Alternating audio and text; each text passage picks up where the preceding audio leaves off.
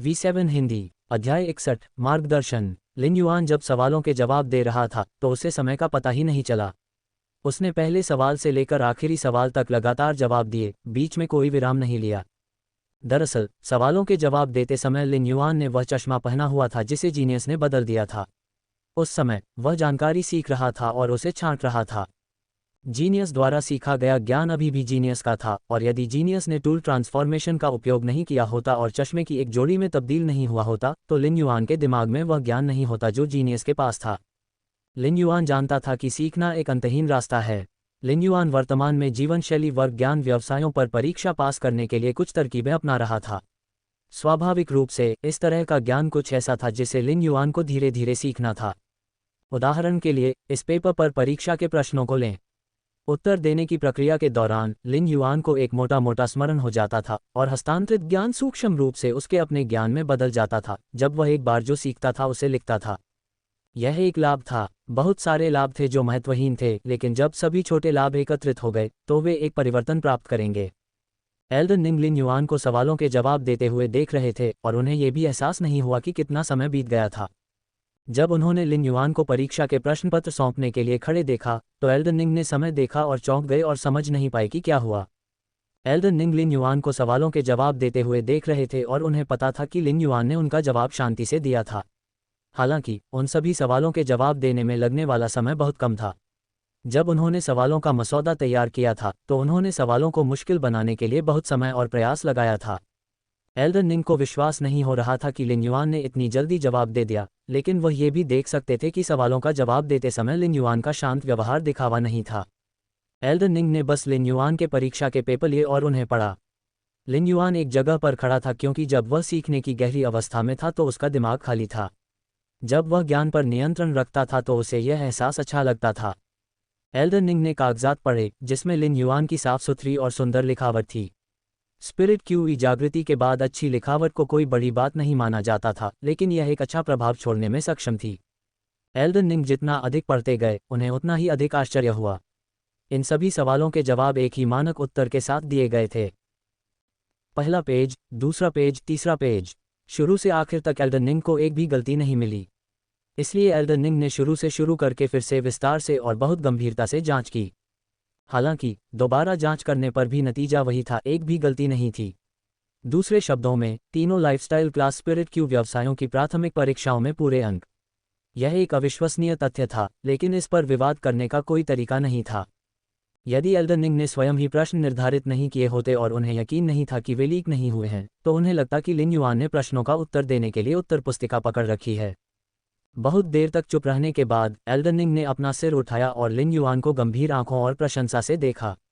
उनकी आंखें गंभीर थीं क्योंकि यह बिल्कुल अविश्वसनीय था। ये प्रशंसा लिन युआन के परीक्षा परिणामों के कारण थी और यह भी कि लिन युआन ने उन्हें शांत भाव से कैसे उत्तर दिया था। ये लिन युआन के अध्ययन में विस्तार के स्तर के कारण भी था जिसने एल्डन निंग को कोई गलती निकालने की अनुमति नहीं दी। लिन युआन ने एल्डन निंग की ओर देखा और पूछा, एल्डन निंग, क्या मैं अब क्रिएशन मास्टर परीक्षा में भाग ले सकता हूँ? एल्डन निंग ने उसका हाथ हिलाया और कहा, बढ़िया बच्चा, नायक वास्तव में युवाओं से पैदा होते हैं। तुम सच में सक्षम हो, लेकिन तुम आज क्रिएशन मास्टर परीक्षा नहीं दे पाओगे। अपनी जानकारी यहाँ छोड़ दो और कल क्रिएशन मास्टर परीक्षा में भाग लेने के लिए आ जाओ। लिन युआन काफ़ी उलझन में था। मैंने पहले ही ज्ञान आत्मा क्यूई व्यवसायों के लिए परीक्षाएं समाप्त कर ली हैं। मैं तुरंत क्रिएशन मास्टर परीक्षा में भाग क्यों नहीं ले सकता? अगर मैं कल परीक्षा में भाग लेता हूं और अगर मैं सीधे क्लास 2 क्रिएशन मास्टर बनने की इच्छा रखता हूं तो मैं बड़ी बहन शिन के साथ नियुक्ति के समय से चूक सकता हूं। मैं किसी भी छिपे हुए सामान को नहीं उठा पाऊंगा। बड़े निंग, क्या मैं आज परीक्षा नहीं दे सकता? मैं कोशिश करके देखना चाहता हूं कि क्या मैं कक्षा 1 क्रिएशन मास्टर परीक्षा 2 घंटे के भीतर पूरी कर सकता हूं। एल्डन निंग का मुंह फड़क उठा जब उन्होंने लिन युआन को गंभीर निगाहों से देखा और उनके मुंह से लगभग प्रशंसा की बू निकल पड़ी। बच्चे, तुम क्लास 1 क्रिएशन मास्टर की परीक्षा 2 घंटे में पूरी करने के लिए बहुत महत्वाकांक्षी हो। क्या ऐसा हो सकता है कि तुम सीधे क्लास 2 क्रिएशन मास्टर की परीक्षा देना चाहते हो? एल्डन निंग शायद ऐसा ही बोल रहे हों, लेकिन लिन युआन के परीक्षा परिणामों ने एल्डन निंग को लिन युआन पर थोड़ा विश्वास दिलाया। उनके अंतर्ज्ञान ने उन्हें बताया कि लिन युआन वास्तव में 2 घंटे के भीतर कक्षा 1 क्रिएशन मास्टर परीक्षा पूरी करने में सक्षम था। अगर ऐसा है भी तो भी आपको कल फिर आना होगा। आपको परीक्षाओं में इतने उच्च अंक प्राप्त करने और क्रिएशन मास्टर एसोसिएशन के ज्ञान आत्मा क्यू व्यवसायों की प्राथमिक परीक्षाओं के रिकॉर्ड तोड़ने के लिए किसने कहा? इसलिए मुझे तीनों परीक्षाओं के लिए आपके परिणामों की रिपोर्ट लाइफस्टाइल क्लास आत्मा क्यू व्यवसायों के संघों को देनी होगी।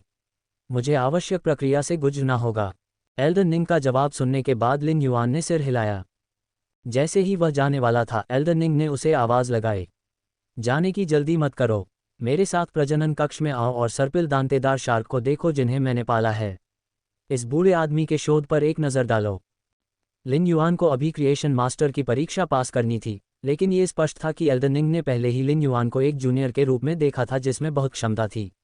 यहाँ तक कि उनके शब्दों में भी मार्गदर्शन देने का निहित अर्थ था। दरअसल यह एल्डन निंग की लिन युआन के प्रति प्रशंसा के कारण था। अन्यथा भले ही लिन युआन क्लास 3 क्रिएशन मास्टर था, एल्डन निंग को भी इससे कोई परेशानी नहीं थी। किसी शहर के क्रिएशन मास्टर एसोसिएशन में उपाध्यक्ष बनने के लिए निश्चित रूप से क्लास 4 क्रिएशन मास्टर होना आवश्यक है। क्रिएशन मास्टर एसोसिएशन में एक परंपरा थी। सभी शहरों के क्रिएशन मास्टर एसोसिएशन में कोई अध्यक्ष नहीं होता था, यहाँ तक कि रेडियंस फेडरेशन की शाही राजधानी के क्रिएशन मास्टर एसोसिएशन में भी नहीं। सर्वोच्च स्तर का अधिकार रखने वाला व्यक्ति उपाध्यक्ष होता था। क्रिएशन मास्टर्स में 3 पूर्ण विशेषज्ञ थे और वे शीर्ष पर कक्षा 5 के क्रिएशन मास्टर्स थे, बैम्बू मोनाक, शेफ सुप्रीम और मून एम्प्रेस। बांस सम्राट और शेफ सुप्रीम अनुभवी वर्ग 5 क्रिएशन मास्टर्स थे। वे स्पिरिट क्यू जागृति के बाद से क्रिएशन मास्टर्स के शुरुआती बैच थे और क्रिएशन मास्टर्स के शिखर पर थे। इसके बाद चंद्र साम्राज्य ने अपनी प्रतिभा का इस्तेमाल करके कक्षा 5 की क्रिएशन मास्टर बन गई। तब से वह खुद को छिपा रही थी और किसी को भी उसकी प्रगति के बारे में पता नहीं था। पिछले दशक में चंद्र महारानी चुप रही थीं, लेकिन जब से उन्हें महारानी की उपाधि दी गई है, तब से किसी और ने खुद को महारानी घोषित करने की हिम्मत नहीं की। बांस सम्राट, शेफ सुप्रीम और moon empress creation Master association में अध्यक्ष की भूमिका नहीं निभाना चाहते थे, इसलिए उन्हें मानद एल्डर्स की उपाधि दी गई। इस प्रकार बांस सम्राट, शेफ सुप्रीम और मून एम्प्रेस के प्रति सम्मान दिखाने के लिए क्रिएशन मास्टर एसोसिएशन ने किसी भी अध्यक्ष की नियुक्ति नहीं की और केवल उपाध्यक्षों की नियुक्ति की। लिन युआन को एल्डन निंग द्वारा प्रशंसा और स्वीकृति मिलना, यदि यह ज्ञात हो जाए तो निश्चित रूप से असंख्य सृजन मास्टर्स को ईर्ष्या होगी। जब एक एल्डर ने निमंत्रण दिया तो लिन युआन ने स्वाभाविक रूप से मना करने की हिम्मत नहीं की। इसके अलावा वह प्लेटिनम फे में बहुत रुचि रखता था। एल्डन निंग द्वारा अपने प्रजनन कक्ष में निरीक्षण करने के लिए आमंत्रित किया जाना लिन युआन के लिए वास्तव में एक सुखद आश्चर्य था। क्रिएशन मास्टर के प्रजनन कक्ष को एक निजी क्षेत्र माना जाता था और बाहरी लोगों को अंदर आमंत्रित करना दुर्लभ था, विशेष रूप से एक प्लेटिनम फे को देखने के लिए जिसका पालन पोषण किया जा रहा था। लिन युआन एल्डन निंग के पीछे पीछे उनके प्रजनन कक्ष में चला गया। जैसे ही लिन युआन कमरे में दाखिल हुआ, उसे एक अनोखी गंध महसूस हुई जो सिर्फ समुद्री पानी से ही मिल सकती थी। कमरे में एक हिंसक दबाव भी था। प्रजनन कक्ष का दृश्य लिन युआन के लिए वास्तव में एक आश्चर्य था। ये बहुत बड़ा था और जब लिन युआन ने एक नज़र डाली तो वह एक विशाल पूल देख सकता था जिसकी चौड़ाई लगभग 1000 मीटर थी। ये बिल्कुल एक छोटे आकार के कृत्रिम समुद्र जैसा था। समुद्र से आने वाला दबाव ऐसा लग रहा था मानो उसमें जबरदस्त आक्रमण शक्ति हो। उस समय लिन युआन ने महसूस किया कि एल्डन निंग आत्मा क्यूई को प्रसारित कर रहे थे। शरीर से 3 इच्छाशक्ति रून उत्सर्जित हुए और शक्तिशाली आध्यात्मिक शक्ति तरंगें जारी हुईं। आध्यात्मिक शक्ति में एक आभा थी जिससे लिन युआन को पता चला कि एल्डन निंग एक क्लास 4 क्रिएशन मास्टर और एक राजा श्रेणी विशेषज्ञ भी थे। समय राजा श्रेणी के विशेषज्ञ का कौशल पूर्ण रूप से प्रदर्शित हो रहा था। लिन युआन को लगा कि वह समुद्र के बीच में एक अकेली नाव की तरह है और किसी भी समय लहरों में समा सकता है। ऐसा इसलिए था क्योंकि एल्डन निंग ने जानबूझकर लिन युआन से अपना कौशल वापस ले लिया था। अन्यथा एक राजा श्रेणी का कौशल तुरंत लिन युआन को जमीन पर दबा देगा। जैसे ही एल्डन निंग ने अपनी शक्ति का प्रयोग किया, छोटे पैमाने के मानव निर्मित समुद्र में एक विशाल छाया प्रकट हुई।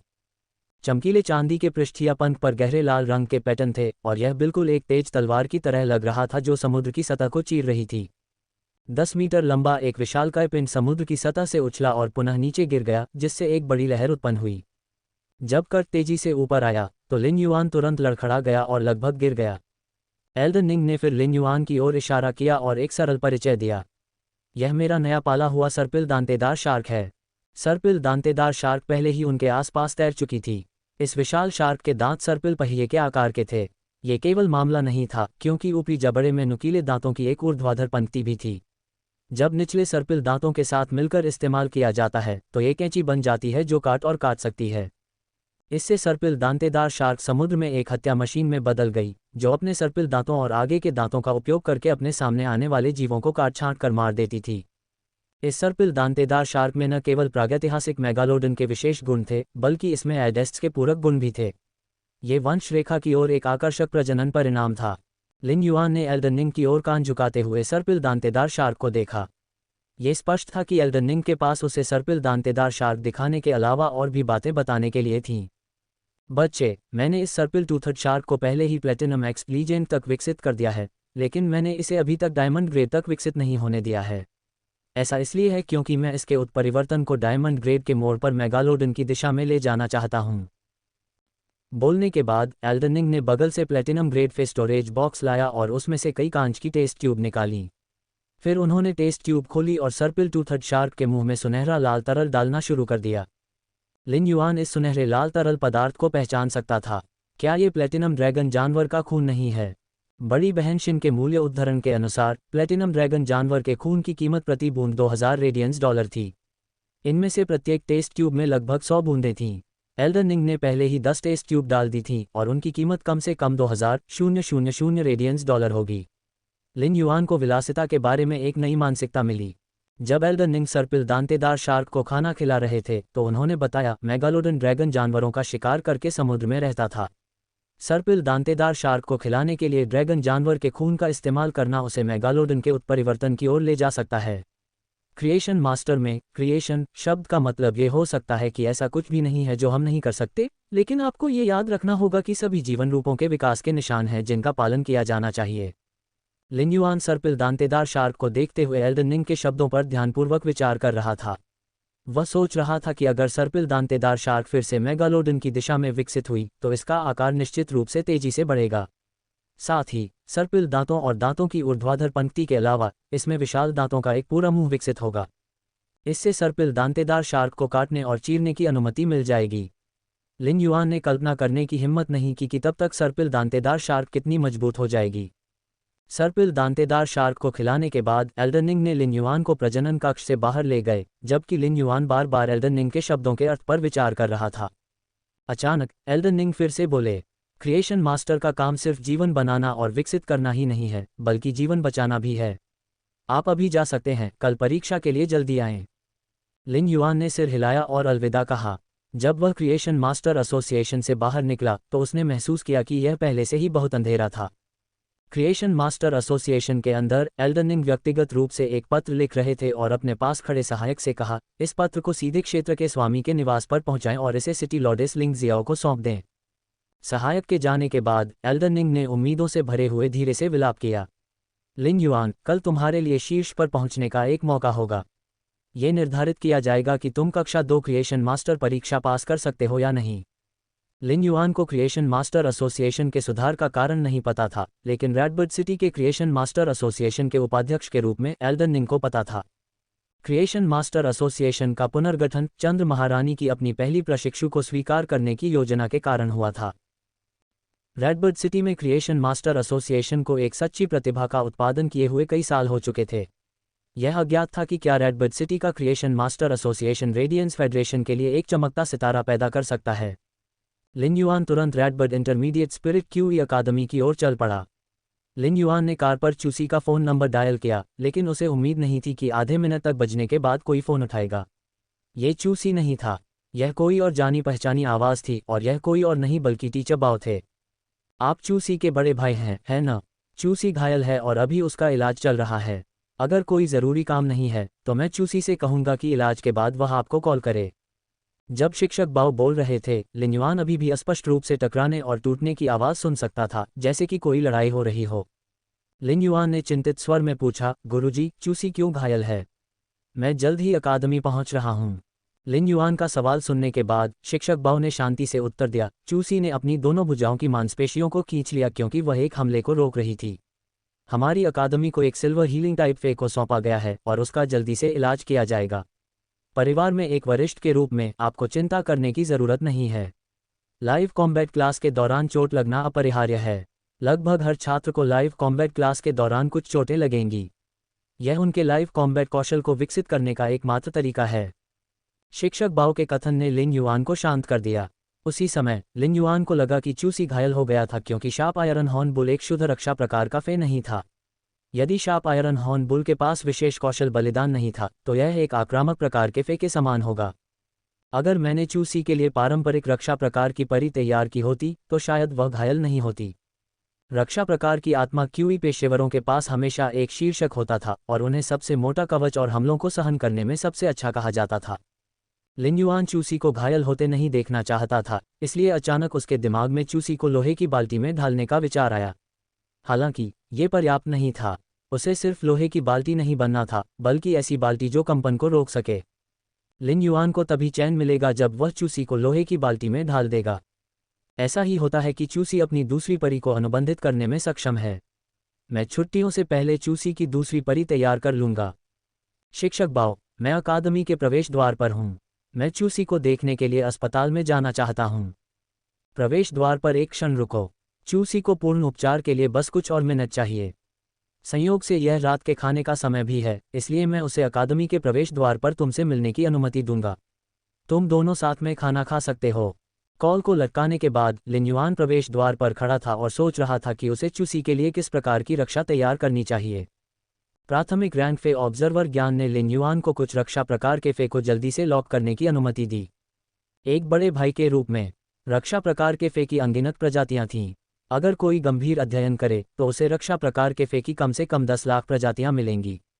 लेकिन जब फे की प्रत्येक प्रजाति विकसित हुई तो उसने समान क्षमताएं सीखी, या ये पूरी तरह से अलग हो सकती है। विशेष कौशल का एक जैसा होना और भी दुर्लभ था, इसलिए फे चुनते समय बहुत सावधान रहना चाहिए। आखिरकार फे के बीच का संयोजन एक स्पिरिट क्यूई पेशेवर का सच्चा ट्रम्प कार्ड और शक्ति था। ऐसा सोचते हुए लिन युआन को सिरदर्द होने लगा। उसे लगा कि चूसी के लिए उपयुक्त फे सभी दुर्लभ थे और उन्हें कुछ दिशा निर्देश की आवश्यकता थी। चूंकि लिन युआन के पास फे के विकास को गति देने का एक तरीका था, इसलिए उसने चूसी के लिए एक सामान्य फे को चुनना पसंद किया। फे जिन्हें छोटी उम्र से ही पाला गया था और जो लगातार विकसित हुए थे, उनके कुछ पहलू ऐसे होंगे जो उच्च ग्रेड पर समान ग्रेड के फे से ज़्यादा मजबूत होंगे। इससे स्पिरिट क्यूई प्रोफेशनल के साथ बेहतर आपसी समझ भी होगी। इस प्रकार कोई कारण नहीं था कि लिन युआन को निम्न श्रेणी के परी को नहीं चुनना चाहिए और चूसी के लिए उसका पोषण नहीं करना चाहिए। लिन युआन अभी सोच ही रहा था कि अचानक उसे अपने हाथ पर थपकी महसूस हुई। उसके बाद एक मधुर आवाज़ सुनाई दी। लिन युआन, तुम मुझसे मिलने यहाँ क्यों आए हो? पिछली बार जब चूसी लिन युआन से अलग हुई थी, तब से उसे लग रहा था कि वह लिन युआन को सिर्फ छुट्टियों में ही देख पाएगी। उसे उम्मीद नहीं थी कि लिन युआन इतनी जल्दी फिर से उससे मिलने आएगा। लिन युआन ने पहले चूसी को करीब से देखा और अपनी बाहें इधर उधर घुमाईं। जब उसे एहसास हुआ कि वह वाकई पूरी तरह से ठीक हो गई है, तो उसने आराम से कहा, मैं यहाँ क्रिएशन मास्टर परीक्षा में भाग लेने आया हूँ। मेरे लिए तुम्हें खाने के लिए बाहर ले जाना भी सुविधाजनक है। चलो चलते हैं। क्या तुमने पिछली बार नहीं कहा था कि तुम बारबेक्यू मीट खाना चाहती हो? चलो बारबेक्यू की दुकान ढूंढते हैं। बोलने के बाद लिन युआन ने चूसी को सड़कों की ओर खींच लिया और रेडबर्ड इंटरमीडिएट स्पिरिट क्यूई अकादमी से दूर ले गया। समय समय पर छात्राएं लिन युआन के साथ छेड़खानी करने के लिए आती थीं, जिससे वह उनसे निपटकर काफ़ी थक जाता था।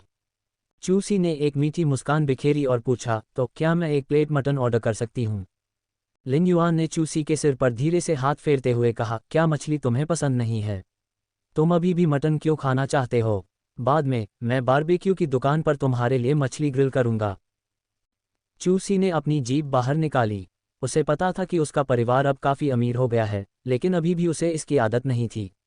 अपने बचपन के सभी दुखों और मुश्किल समय के बाद आदतें पहले से ही उनकी हड्डियों में समा चुकी थीं। बेशक इसका मतलब यह नहीं था कि चूसी पैसे को बहुत महत्व देती थी। इसके विपरीत उसने लिन युआन द्वारा हस्तांतरित 10,000 फेडरेशन डॉलर के खर्च को नहीं रोका था। उसने तीक्ष्ण लौह सींग वाले बैल को जो धातुयुक्त भोजन खिलाया, वह कांस्य तीक्ष्ण लौह सींग वाले बैल के लिए बने भोजन से श्रेष्ठ था। वर्तमान में 10,000 फेडरेशन डॉलर में से कुछ भी अधिक नहीं बचा था। एक पुरानी कहावत है, गरीब परिवारों के बच्चे बहुत पहले ही जिम्मेदार घरेलू मुखिया बन जाते हैं। चूसी घर की मुखिया नहीं थी, लेकिन वह समझती थी कि दुनिया कैसे काम करती है। नीचे से ऊपर देखने पर उसकी आंखें वास्तविकता की कठोरता से भर जाती थीं। इस कठोर वास्तविकता में रहते हुए चूसी समझ गई कि वह इस दुनिया में किस पर भरोसा करने जा रही है। वह भी समझ गई कि इस दुनिया में बेहतर तरीके से जीवित रहने और लिन युआन को खुश करने के लिए उसे क्या करना होगा। वह अच्छी तरह से अध्ययन करना और अपनी ताकत बढ़ाना चाहती थी। अगर वह एक मजबूत व्यक्तित्व बन पाती तो वह अपने बड़े भाई लिन युआन की मदद कर पाती। इसलिए लिन युआन से अलग होने के बाद चूसी ने पैसे कमाने के लिए कोई अतिरिक्त नौकरी नहीं की थी। उसने अपना सारा ध्यान अपनी पढ़ाई पर लगा दिया था। उस समय चूसी को लिन युआन को देखते हुए यह अवर्णनीय सहजता और खुशी महसूस हुई। चूसी की सहजता एक समृद्ध जीवन शैली में बदलाव से नहीं आई थी, ये लिन युआन के बरामद शरीर के कारण थी। उसकी खुशी इस तथ्य से थी कि वह और लिन युआन अब तक एक दूसरे के साथ थे और इस कठोर दुनिया में भी कभी अलग नहीं हुए। लिन युआन ने एक कार मंगवाई और कार में सवार होने के बाद पूछा, चूसी, जब आप शार्प आयरन हॉर्न बुल का उपयोग कर रहे हैं तो आपको कैसा लगता है? आप अपने अगले फे चयन के संबंध में किस दिशा में विकास करना चाहते हैं? लिन युआन उसके लिए चूसी की दूसरी परी चुन सकता था, लेकिन वह अभी भी सामान्य दिशा के लिए चूसी की राय का सम्मान करना चाहता था। लिन युआन द्वारा पूछे जाने के बाद चूसी का चेहरा अचानक बदल गया और उसने थोड़े गुस्से से अपनी मुट्ठी लहराई। शार्प आयरन हॉर्न बुल विशेष रूप से अच्छा है और मुझे ये बहुत पसंद है, लेकिन मेरे कुछ सहपाठियों ने मुझे एक उपनाम दिया है, ग्रेट आयरन बुल। वे वास्तव में बहुत बढ़िया हैं। चूसी की प्रतिक्रिया सुनने के बाद लिन युआन ने अनजाने में अपने माथे पर थप्पड़ मारा। जब मैं पहले फे को चुन रहा था तो मैंने केवल फे की ताकत की परवाह की और उपस्थिति पर विचार नहीं किया। सबसे पहले, वापस आने की परिस्थितियां सीमित थीं। दूसरे, शार्प आयरन हॉर्न बुल का विशेष कौशल, बलिदान, लिन युआन की राय में वास्तव में एक दिव्य कौशल था। बलिदान कौशल कुछ ऐसा था जिसका इस्तेमाल फे द्वारा शुरू से अंत तक किया जा सकता था। जैसे जैसे फे मजबूत होता गया, बलिदान कौशल और भी बेहतर होता गया। अगर लिन युआन ने उस समय शार्प आयरन हॉर्न बुल नहीं चुना होता तो यह वास्तव में बर्बादी होती। इसके अलावा आत्मा की जागृति के बाद शक्ति ही व्यक्ति की जड़ थी। बाकी सब कुछ सुंदरता का एक बेकार प्रदर्शन था और ज़रूरत के समय में मदद भी नहीं माना जा सकता था। अपने पिछले जीवन की यादों को देखते हुए लिन युआन की मानसिक स्थिति अब एक जोशीले युवा की तरह नहीं थी। एक बड़े भाई के रूप में उसे अपनी छोटी बहन को साथ लाना चाहिए और उन लोगों को सबक सिखाकर बदला लेना चाहिए जिन्होंने उसे यह उपनाम दिया था। हालांकि लिन युआन ऐसा नहीं करेगा। चूसी अब एक स्वतंत्र व्यक्ति थी और समाज में घुलने मिलने के लिए जो कुछ भी घटित होता था उसे स्वयं अनुभव करना पड़ता था। केवल अनुभव से ही कोई विकसित होता है। जब तक चूसी वास्तविक संकट में न हो, लिन युआन सब कुछ अनदेखा करके हस्तक्षेप करेगा। चूसी ने अपनी बात पूरी करने के बाद तुरंत आगे कहा, शार्प आयरन हॉर्न बुल अविश्वसनीय है। वर्तमान में वरिष्ठ भी मुझे हरा नहीं पाएंगे। अपने परिणामों के बारे में बात करते समय चूसी बहुत खुश थी। वह एक बहुत ही विनम्र और संयमित व्यक्ति थी, लेकिन अब वह लिन युआन के साथ खुशी साझा करने की उम्मीद में अपने परिणामों के बारे में बात कर रही थी। चूसी के आत्मविश्वास को देखकर और उसके लाइव युद्ध पाठ के अनुभव के बारे में बात करने में उसकी खुशी को देखकर लिन युआन अपने दिल में केवल संतोष और खुशी महसूस कर सकता था। सच्चाई ने यह साबित कर दिया था कि चाहे कितनी भी तकलीफ क्यों न हो, चूसी को अकादमी भेजने पर उनका जोर सही निर्णय था। बातचीत के बाद लिन युआन और चूसी ने अगले रक्षा प्रकार के फे पर फैसला किया जिसके साथ चूसी अनुबंध करने जा रही थी। इस बार लिन युआन और चूसी की विचारधाराएं काफी हद तक मेल खा रही थीं। चूसी के लिए एक पारंपरिक और शुद्ध रक्षा प्रकार के फे के साथ अनुबंध करना था। इसके अलावा ये शार्प आयरन हॉर्न बुल की तरह नहीं होगा, जो एक आक्रामक प्रकार का राक्षस है जो रक्षात्मक प्रकार की त्वचा की एक परत पहनता है और दूसरों को धोखा देता है। इस भोजन के दौरान लिन युआन और चूसी ने 3 ग्रिल्ड मछलियां खाई थीं। आत्मा की जागृति के बाद सागर अब और भी अधिक चौड़ा और गहरा हो गया था, जिससे खतरे का स्तर अथाह हो गया था। यद्यपि जिया क्षेत्र बंदरगाह के पास था, फिर भी इतनी अच्छी स्थिति होने के बावजूद मछली की कीमतें मांस की तुलना में बहुत अधिक थीं। अतीत में नए साल का जश्न मनाते समय भी लिन युआन केवल चूसी के लिए एक सामान्य श्रेणी की मछली का सिर खरीदने के लिए बाजार जाता था और फिर मछली के सिर का स्टू बनाता था। अगर उन्हें वास्तव में मछली का मांस चाहिए होता तो लिन युआन को शायद नए साल के जश्न के बाद 1 महीने तक भूखा रहना पड़ता और अपनी कमर कसनी पड़ती। वर्तमान में लिन युआन की रेडियंस डॉलर की कमाई की गति के साथ कुछ मछलियां खाना वास्तव में कोई बड़ी बात नहीं थी। खाना खत्म करने के बाद लिन युआन ने चूसी के स्टार वेब अकाउंट में 50 रेडियंस डॉलर ट्रांसफ़र कर दिए। ये पहली बार था जब चूसी ने इतने सारे पैसे देखे थे, लेकिन जब उसने लिन युआन पर एक नज़र डाली तो उसने अपने दिल में गर्मजोशी महसूस की और सुकून महसूस किया। चूसी, शार्प आयरन हॉर्न बुल को अब और खाना पड़ेगा। शार्प आयरन हॉर्न बुल की त्वचा की सुरक्षा और उसके सींग की विनाशकारी शक्ति को बढ़ाने के लिए विभिन्न धातुओं का उपयोग करें। कुछ समय बाद मैं आपको सिल्वर यूस्त्रिया का एक बर्तन भेजूंगा।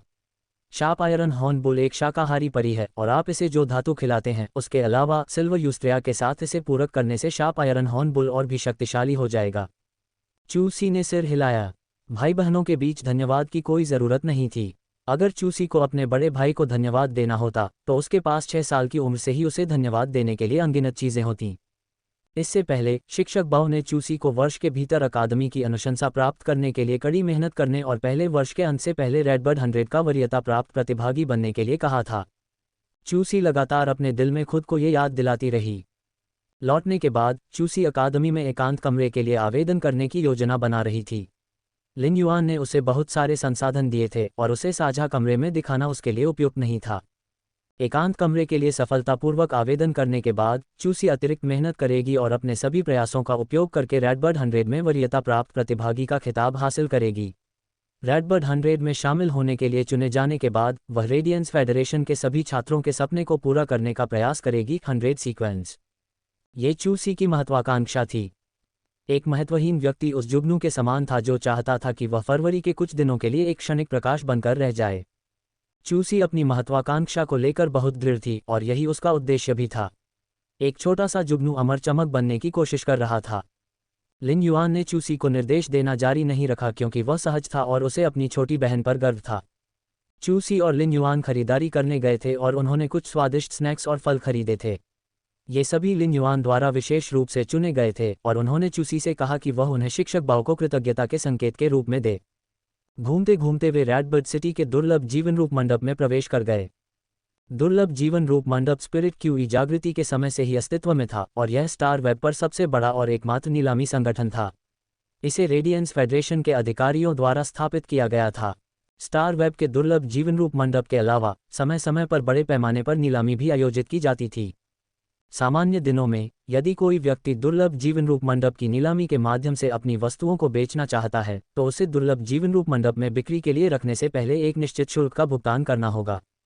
एक विशेष समय अवधि के दौरान आइटम पर अन्य लोगों द्वारा बोली लगाई जाएगी।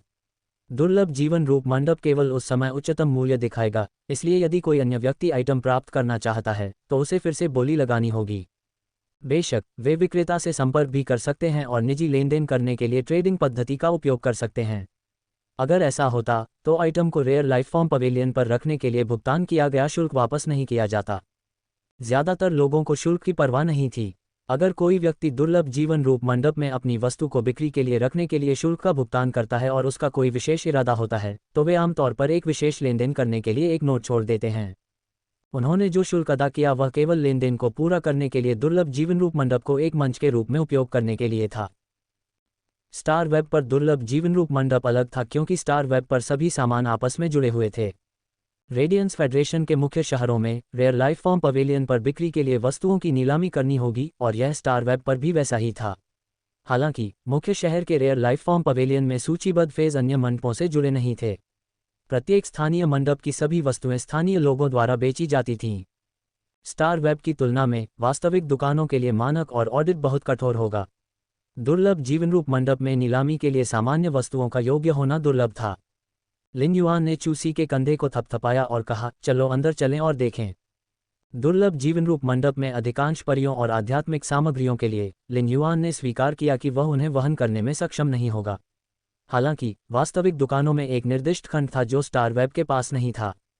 इस सेक्शन में शायद ही कभी देखे जाने वाले नॉर्मल और एलीट फे को बेचा जाएगा।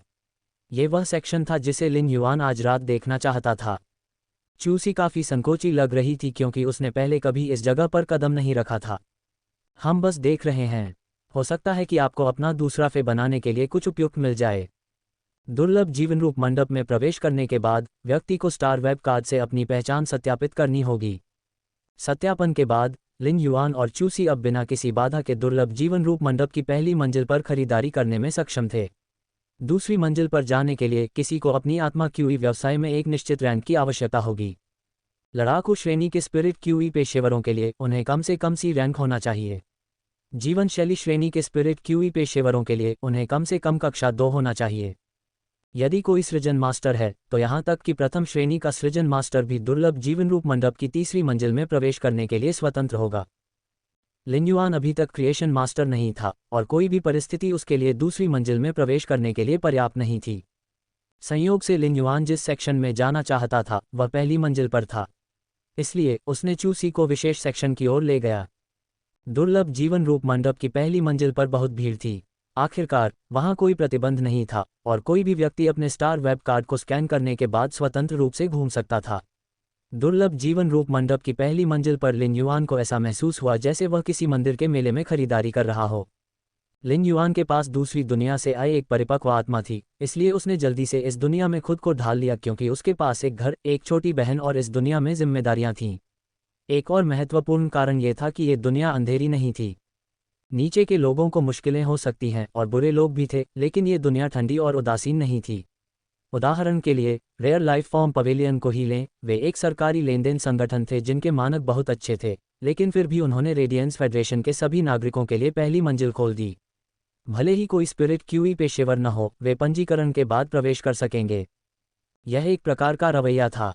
लिन युआन, उस छोटी सफ़ेद लोमड़ी को देखो। इसकी 2 पूंछ हैं और यह बहुत प्यारी है, लेकिन मैंने इस परी को कक्षा में पहले कभी नहीं देखा। लिन युआन ने चूसी द्वारा बताई गई दिशा की ओर देखा और उस परी को पहचान लिया। यह कोई छोटी लोमड़ी नहीं थी, बल्कि 2 पूंछ वाला स्नो फेरेट था। 2 पूंछ वाला स्नो फेरेट प्यारा लग रहा था क्योंकि यह स्टोरेज बॉक्स में आराम कर रहा था। हालांकि यह एक अत्यंत दुर्लभ, आक्रामक और बर्फ प्रकार का फे था। ये कभी कभी चरम उत्तरी ग्लेशियर क्षेत्रों के जंगल में दिखाई देता था। यदि लिन युआन ने जीनियस से परिवर्तित चश्मा नहीं पहना होता और उसके पास ट्रू डेटा क्षमता नहीं होती, तो वह ये नहीं पहचान पाता कि यह प्यारा सा प्राणी एक 2 पूंछ वाला स्नो फेरेट था। 2 पूंछ वाले स्नो फेरेट की फ्रीज क्षमता केवल कुछ सिल्वर एलिमेंटल प्रकार के फे में ही पाई जाती थी, जिससे यह एक शिखर अस्तित्व बन गया। इस छोटे से 2 पूंछ वाले स्नो फेरेट की कीमत पहले ही बढ़ाकर 1100 रेडियंस डॉलर कर दी गई थी। कीमत के संदर्भ में फे के ग्रेड का बहुत बड़ा प्रभाव होगा, लेकिन यह उन फे के संबंध में था जिनका बाजार में अक्सर कारोबार होता था। जहां तक दुर्लभ जीवनरूपी मंडप के जीवों का प्रश्न है, जिन्हें लोग अपने पूरे जीवन काल में भी नहीं देख पाते, कीमत और ग्रेड के बीच कोई बड़ा संबंध नहीं है। आखिरकार जो लोग ऐसे परियों को खरीदने में सक्षम हैं, उनके पास स्वाभाविक रूप से परियों को और अधिक विकसित करने के लिए क्रिएशन मास्टर्स की खोज करने की क्षमता होगी। 2 पूंछ वाले स्नो फेरेट जैसे सिल्वर फे के लिए ये लिन युआन के विचार में नहीं था। उसी समय लिन युआन ने देखा कि एक व्यक्ति नकाब पहने हुए वहां बैठा हुआ था। रेडबर्ड सिटी का दुर्लभ जीवन रूप मंडप। वर्तमान में लिन युआन की रेडियंस डॉलर की कमाई की गति के साथ कुछ मछलियां खाना वास्तव में कोई बड़ी बात नहीं थी। खाना खत्म करने के बाद लिन युआन ने चूसी के स्टार वेब अकाउंट में 50 रेडियंस डॉलर ट्रांसफर कर दिए। ये पहली बार था जब चूसी ने इतने सारे पैसे देखे थे, लेकिन जब उसने लिन युआन पर एक नज़र डाली तो उसने अपने दिल में गर्मजोशी महसूस की और सुकून महसूस किया। चूसी, शार्प आयरन हॉर्न बुल को अब और खाना पड़ेगा। शार्प आयरन हॉर्न बुल की त्वचा की सुरक्षा और उसके सींग की विनाशकारी शक्ति को बढ़ाने के लिए विभिन्न धातुओं का उपयोग करें। कुछ समय बाद मैं आपको सिल्वर यूस्त्रिया का एक बर्तन भेजूंगा। शार्प आयरन हॉर्न बुल एक शाकाहारी परी है और आप इसे जो धातु खिलाते हैं उसके अलावा सिल्वर यूस्त्रिया के साथ इसे पूरक करने से शार्प आयरन हॉर्न बुल और भी शक्तिशाली हो जाएगा। चूसी ने सिर हिलाया। भाई बहनों के बीच धन्यवाद की कोई ज़रूरत नहीं थी। अगर चूसी को अपने बड़े भाई को धन्यवाद देना होता तो उसके पास 6 साल की उम्र से ही उसे धन्यवाद देने के लिए अनगिनत चीज़ें होतीं। इससे पहले शिक्षक बाव ने चूसी को वर्ष के भीतर अकादमी की अनुशंसा प्राप्त करने के लिए कड़ी मेहनत करने और पहले वर्ष के अंत से पहले रेडबर्ड 100 का वरीयता प्राप्त प्रतिभागी बनने के लिए कहा था। चूसी लगातार अपने दिल में खुद को ये याद दिलाती रही। लौटने के बाद चूसी अकादमी में एकांत कमरे के लिए आवेदन करने की योजना बना रही थी। लिन युआन ने उसे बहुत सारे संसाधन दिए थे और उसे साझा कमरे में दिखाना उसके लिए उपयुक्त नहीं था। एकांत कमरे के लिए सफलतापूर्वक आवेदन करने के बाद चूसी अतिरिक्त मेहनत करेगी और अपने सभी प्रयासों का उपयोग करके रेडबर्ड 100 में वरीयता प्राप्त प्रतिभागी का खिताब हासिल करेगी। रेडबर्ड 100 में शामिल होने के लिए चुने जाने के बाद वह रेडियंस फेडरेशन के सभी छात्रों के सपने को पूरा करने का प्रयास करेगी। 100 सीक्वेंस। ये चूसी की महत्वाकांक्षा थी। एक महत्वहीन व्यक्ति उस जुगनू के समान था जो चाहता था कि वह फरवरी के कुछ दिनों के लिए एक क्षणिक प्रकाश बनकर रह जाए। चूसी अपनी महत्वाकांक्षा को लेकर बहुत दृढ़ थी और यही उसका उद्देश्य भी था। एक छोटा सा जुगनू अमर चमक बनने की कोशिश कर रहा था। लिन युआन ने चूसी को निर्देश देना जारी नहीं रखा क्योंकि वह सहज था और उसे अपनी छोटी बहन पर गर्व था। चूसी और लिन युआन खरीदारी करने गए थे और उन्होंने कुछ स्वादिष्ट स्नैक्स और फल खरीदे थे। ये सभी लिन युआन द्वारा विशेष रूप से चुने गए थे और उन्होंने चूसी से कहा कि वह उन्हें शिक्षक बाव को कृतज्ञता के संकेत के रूप में दे। घूमते घूमते वे रेडबर्ड सिटी के दुर्लभ जीवन रूप मंडप में प्रवेश कर गए। दुर्लभ जीवन रूप मंडप स्पिरिट क्यूई जागृति के समय से ही अस्तित्व में था और यह स्टार वेब पर सबसे बड़ा और एकमात्र नीलामी संगठन था। इसे रेडियंस फेडरेशन के अधिकारियों द्वारा स्थापित किया गया था। स्टार वेब के दुर्लभ जीवन रूप मंडप के अलावा समय समय पर बड़े पैमाने पर नीलामी भी आयोजित की जाती थी। सामान्य दिनों में यदि कोई व्यक्ति दुर्लभ जीवन रूप मंडप की नीलामी के माध्यम से अपनी वस्तुओं को बेचना चाहता है तो उसे दुर्लभ जीवन रूप मंडप में बिक्री के लिए रखने से पहले एक निश्चित शुल्क का भुगतान करना होगा। एक विशेष समय अवधि के दौरान आइटम पर अन्य लोगों द्वारा बोली लगाई जाएगी। दुर्लभ जीवन रूप मंडप केवल उस समय उच्चतम मूल्य दिखाएगा, इसलिए यदि कोई अन्य व्यक्ति आइटम प्राप्त करना चाहता है तो उसे फिर से बोली लगानी होगी। बेशक वे विक्रेता से संपर्क भी कर सकते हैं और निजी लेनदेन करने के लिए ट्रेडिंग पद्धति का उपयोग कर सकते हैं। अगर ऐसा होता तो आइटम को रेयर लाइफ फॉर्म पवेलियन पर रखने के लिए भुगतान किया गया शुल्क वापस नहीं किया जाता। ज्यादातर लोगों को शुल्क की परवाह नहीं थी। अगर कोई व्यक्ति दुर्लभ जीवन रूप मंडप में अपनी वस्तु को बिक्री के लिए रखने के लिए शुल्क का भुगतान करता है और उसका कोई विशेष इरादा होता है तो वे आमतौर पर एक विशेष लेनदेन करने के लिए एक नोट छोड़ देते हैं। उन्होंने जो शुल्क अदा किया वह केवल लेनदेन को पूरा करने के लिए दुर्लभ जीवन रूप मंडप को एक मंच के रूप में उपयोग करने के लिए था। स्टार वेब पर दुर्लभ जीवन रूप मंडप अलग था क्योंकि स्टार वेब पर सभी सामान आपस में जुड़े हुए थे। रेडियंस फेडरेशन के मुख्य शहरों में रेयर लाइफ फॉर्म पवेलियन पर बिक्री के लिए वस्तुओं की नीलामी करनी होगी और यह स्टार वेब पर भी वैसा ही था। हालांकि मुख्य शहर के रेयर लाइफ फॉर्म पवेलियन में सूचीबद्ध फेज अन्य मंडपों से जुड़े नहीं थे। प्रत्येक स्थानीय मंडप की सभी वस्तुएं स्थानीय लोगों द्वारा बेची जाती थीं। स्टार वेब की तुलना में वास्तविक दुकानों के लिए मानक और ऑडिट बहुत कठोर होगा। दुर्लभ जीवन रूप मंडप में नीलामी के लिए सामान्य वस्तुओं का योग्य होना दुर्लभ था। लिन युआन ने चूसी के कंधे को थपथपाया और कहा, चलो अंदर चलें और देखें। दुर्लभ जीवन रूप मंडप में अधिकांश परियों और आध्यात्मिक सामग्रियों के लिए लिन युआन ने स्वीकार किया कि वह उन्हें वहन करने में सक्षम नहीं होगा। हालांकि वास्तविक दुकानों में एक निर्दिष्ट खंड था जो स्टार वेब के पास नहीं था। इस सेक्शन में शायद ही कभी देखे जाने वाले नॉर्मल और एलीट फे को बेचा जाएगा। ये वह सेक्शन था जिसे लिन युआन आज रात देखना चाहता था। चूसी काफ़ी संकोची लग रही थी क्योंकि उसने पहले कभी इस जगह पर कदम नहीं रखा था। हम बस देख रहे हैं, हो सकता है कि आपको अपना दूसरा फे बनाने के लिए कुछ उपयुक्त मिल जाए। दुर्लभ जीवन रूप मंडप में प्रवेश करने के बाद व्यक्ति को स्टार वेब कार्ड से अपनी पहचान सत्यापित करनी होगी। सत्यापन के बाद लिन युआन और चूसी अब बिना किसी बाधा के दुर्लभ जीवन रूप मंडप की पहली मंजिल पर खरीदारी करने में सक्षम थे। दूसरी मंजिल पर जाने के लिए किसी को अपनी आत्मा क्यूई व्यवसाय में एक निश्चित रैंक की आवश्यकता होगी। लड़ाकू श्रेणी के स्पिरिट क्यूई पेशेवरों के लिए उन्हें कम से कम सी रैंक होना चाहिए। जीवन शैली श्रेणी के स्पिरिट क्यूई पेशेवरों के लिए उन्हें कम से कम कक्षा 2 होना चाहिए। यदि कोई सृजन मास्टर है तो यहाँ तक कि प्रथम श्रेणी का सृजन मास्टर भी दुर्लभ जीवन रूप मंडप की तीसरी मंजिल में प्रवेश करने के लिए स्वतंत्र होगा। Click here to analyse and forecast your share price. This one trick can boost your income, just do this 15 minutes a day. Lin Yuan अभी तक क्रिएशन मास्टर नहीं था और कोई भी परिस्थिति उसके लिए दूसरी मंजिल में प्रवेश करने के लिए पर्याप्त नहीं थी। संयोग से लिन युआन जिस सेक्शन में जाना चाहता था वह पहली मंजिल पर था, इसलिए उसने चूसी को विशेष सेक्शन की ओर ले गया। दुर्लभ जीवन रूप मंडप की पहली मंजिल पर बहुत भीड़ थी। आखिरकार वहां कोई प्रतिबंध नहीं था और कोई भी व्यक्ति अपने स्टार वेब कार्ड को स्कैन करने के बाद स्वतंत्र रूप से घूम सकता था। दुर्लभ जीवन रूप मंडप की पहली मंजिल पर लिन युआन को ऐसा महसूस हुआ जैसे वह किसी मंदिर के मेले में खरीदारी कर रहा हो। लिन युआन के पास दूसरी दुनिया से आई एक परिपक्व आत्मा थी, इसलिए उसने जल्दी से इस दुनिया में खुद को ढाल लिया क्योंकि उसके पास एक घर, एक छोटी बहन और इस दुनिया में जिम्मेदारियां थीं। एक और महत्वपूर्ण कारण यह था कि ये दुनिया अंधेरी नहीं थी। नीचे के लोगों को मुश्किलें हो सकती हैं और बुरे लोग भी थे, लेकिन ये दुनिया ठंडी और उदासीन नहीं थी। उदाहरण के लिए रेयर लाइफ फॉर्म पवेलियन को ही लें। वे एक सरकारी लेनदेन संगठन थे जिनके मानक बहुत अच्छे थे, लेकिन फिर भी उन्होंने रेडियंस फेडरेशन के सभी नागरिकों के लिए पहली मंजिल खोल दी। भले ही कोई स्पिरिट क्यूई पेशेवर न हो, वे पंजीकरण के बाद प्रवेश कर सकेंगे। यह एक प्रकार का रवैया था।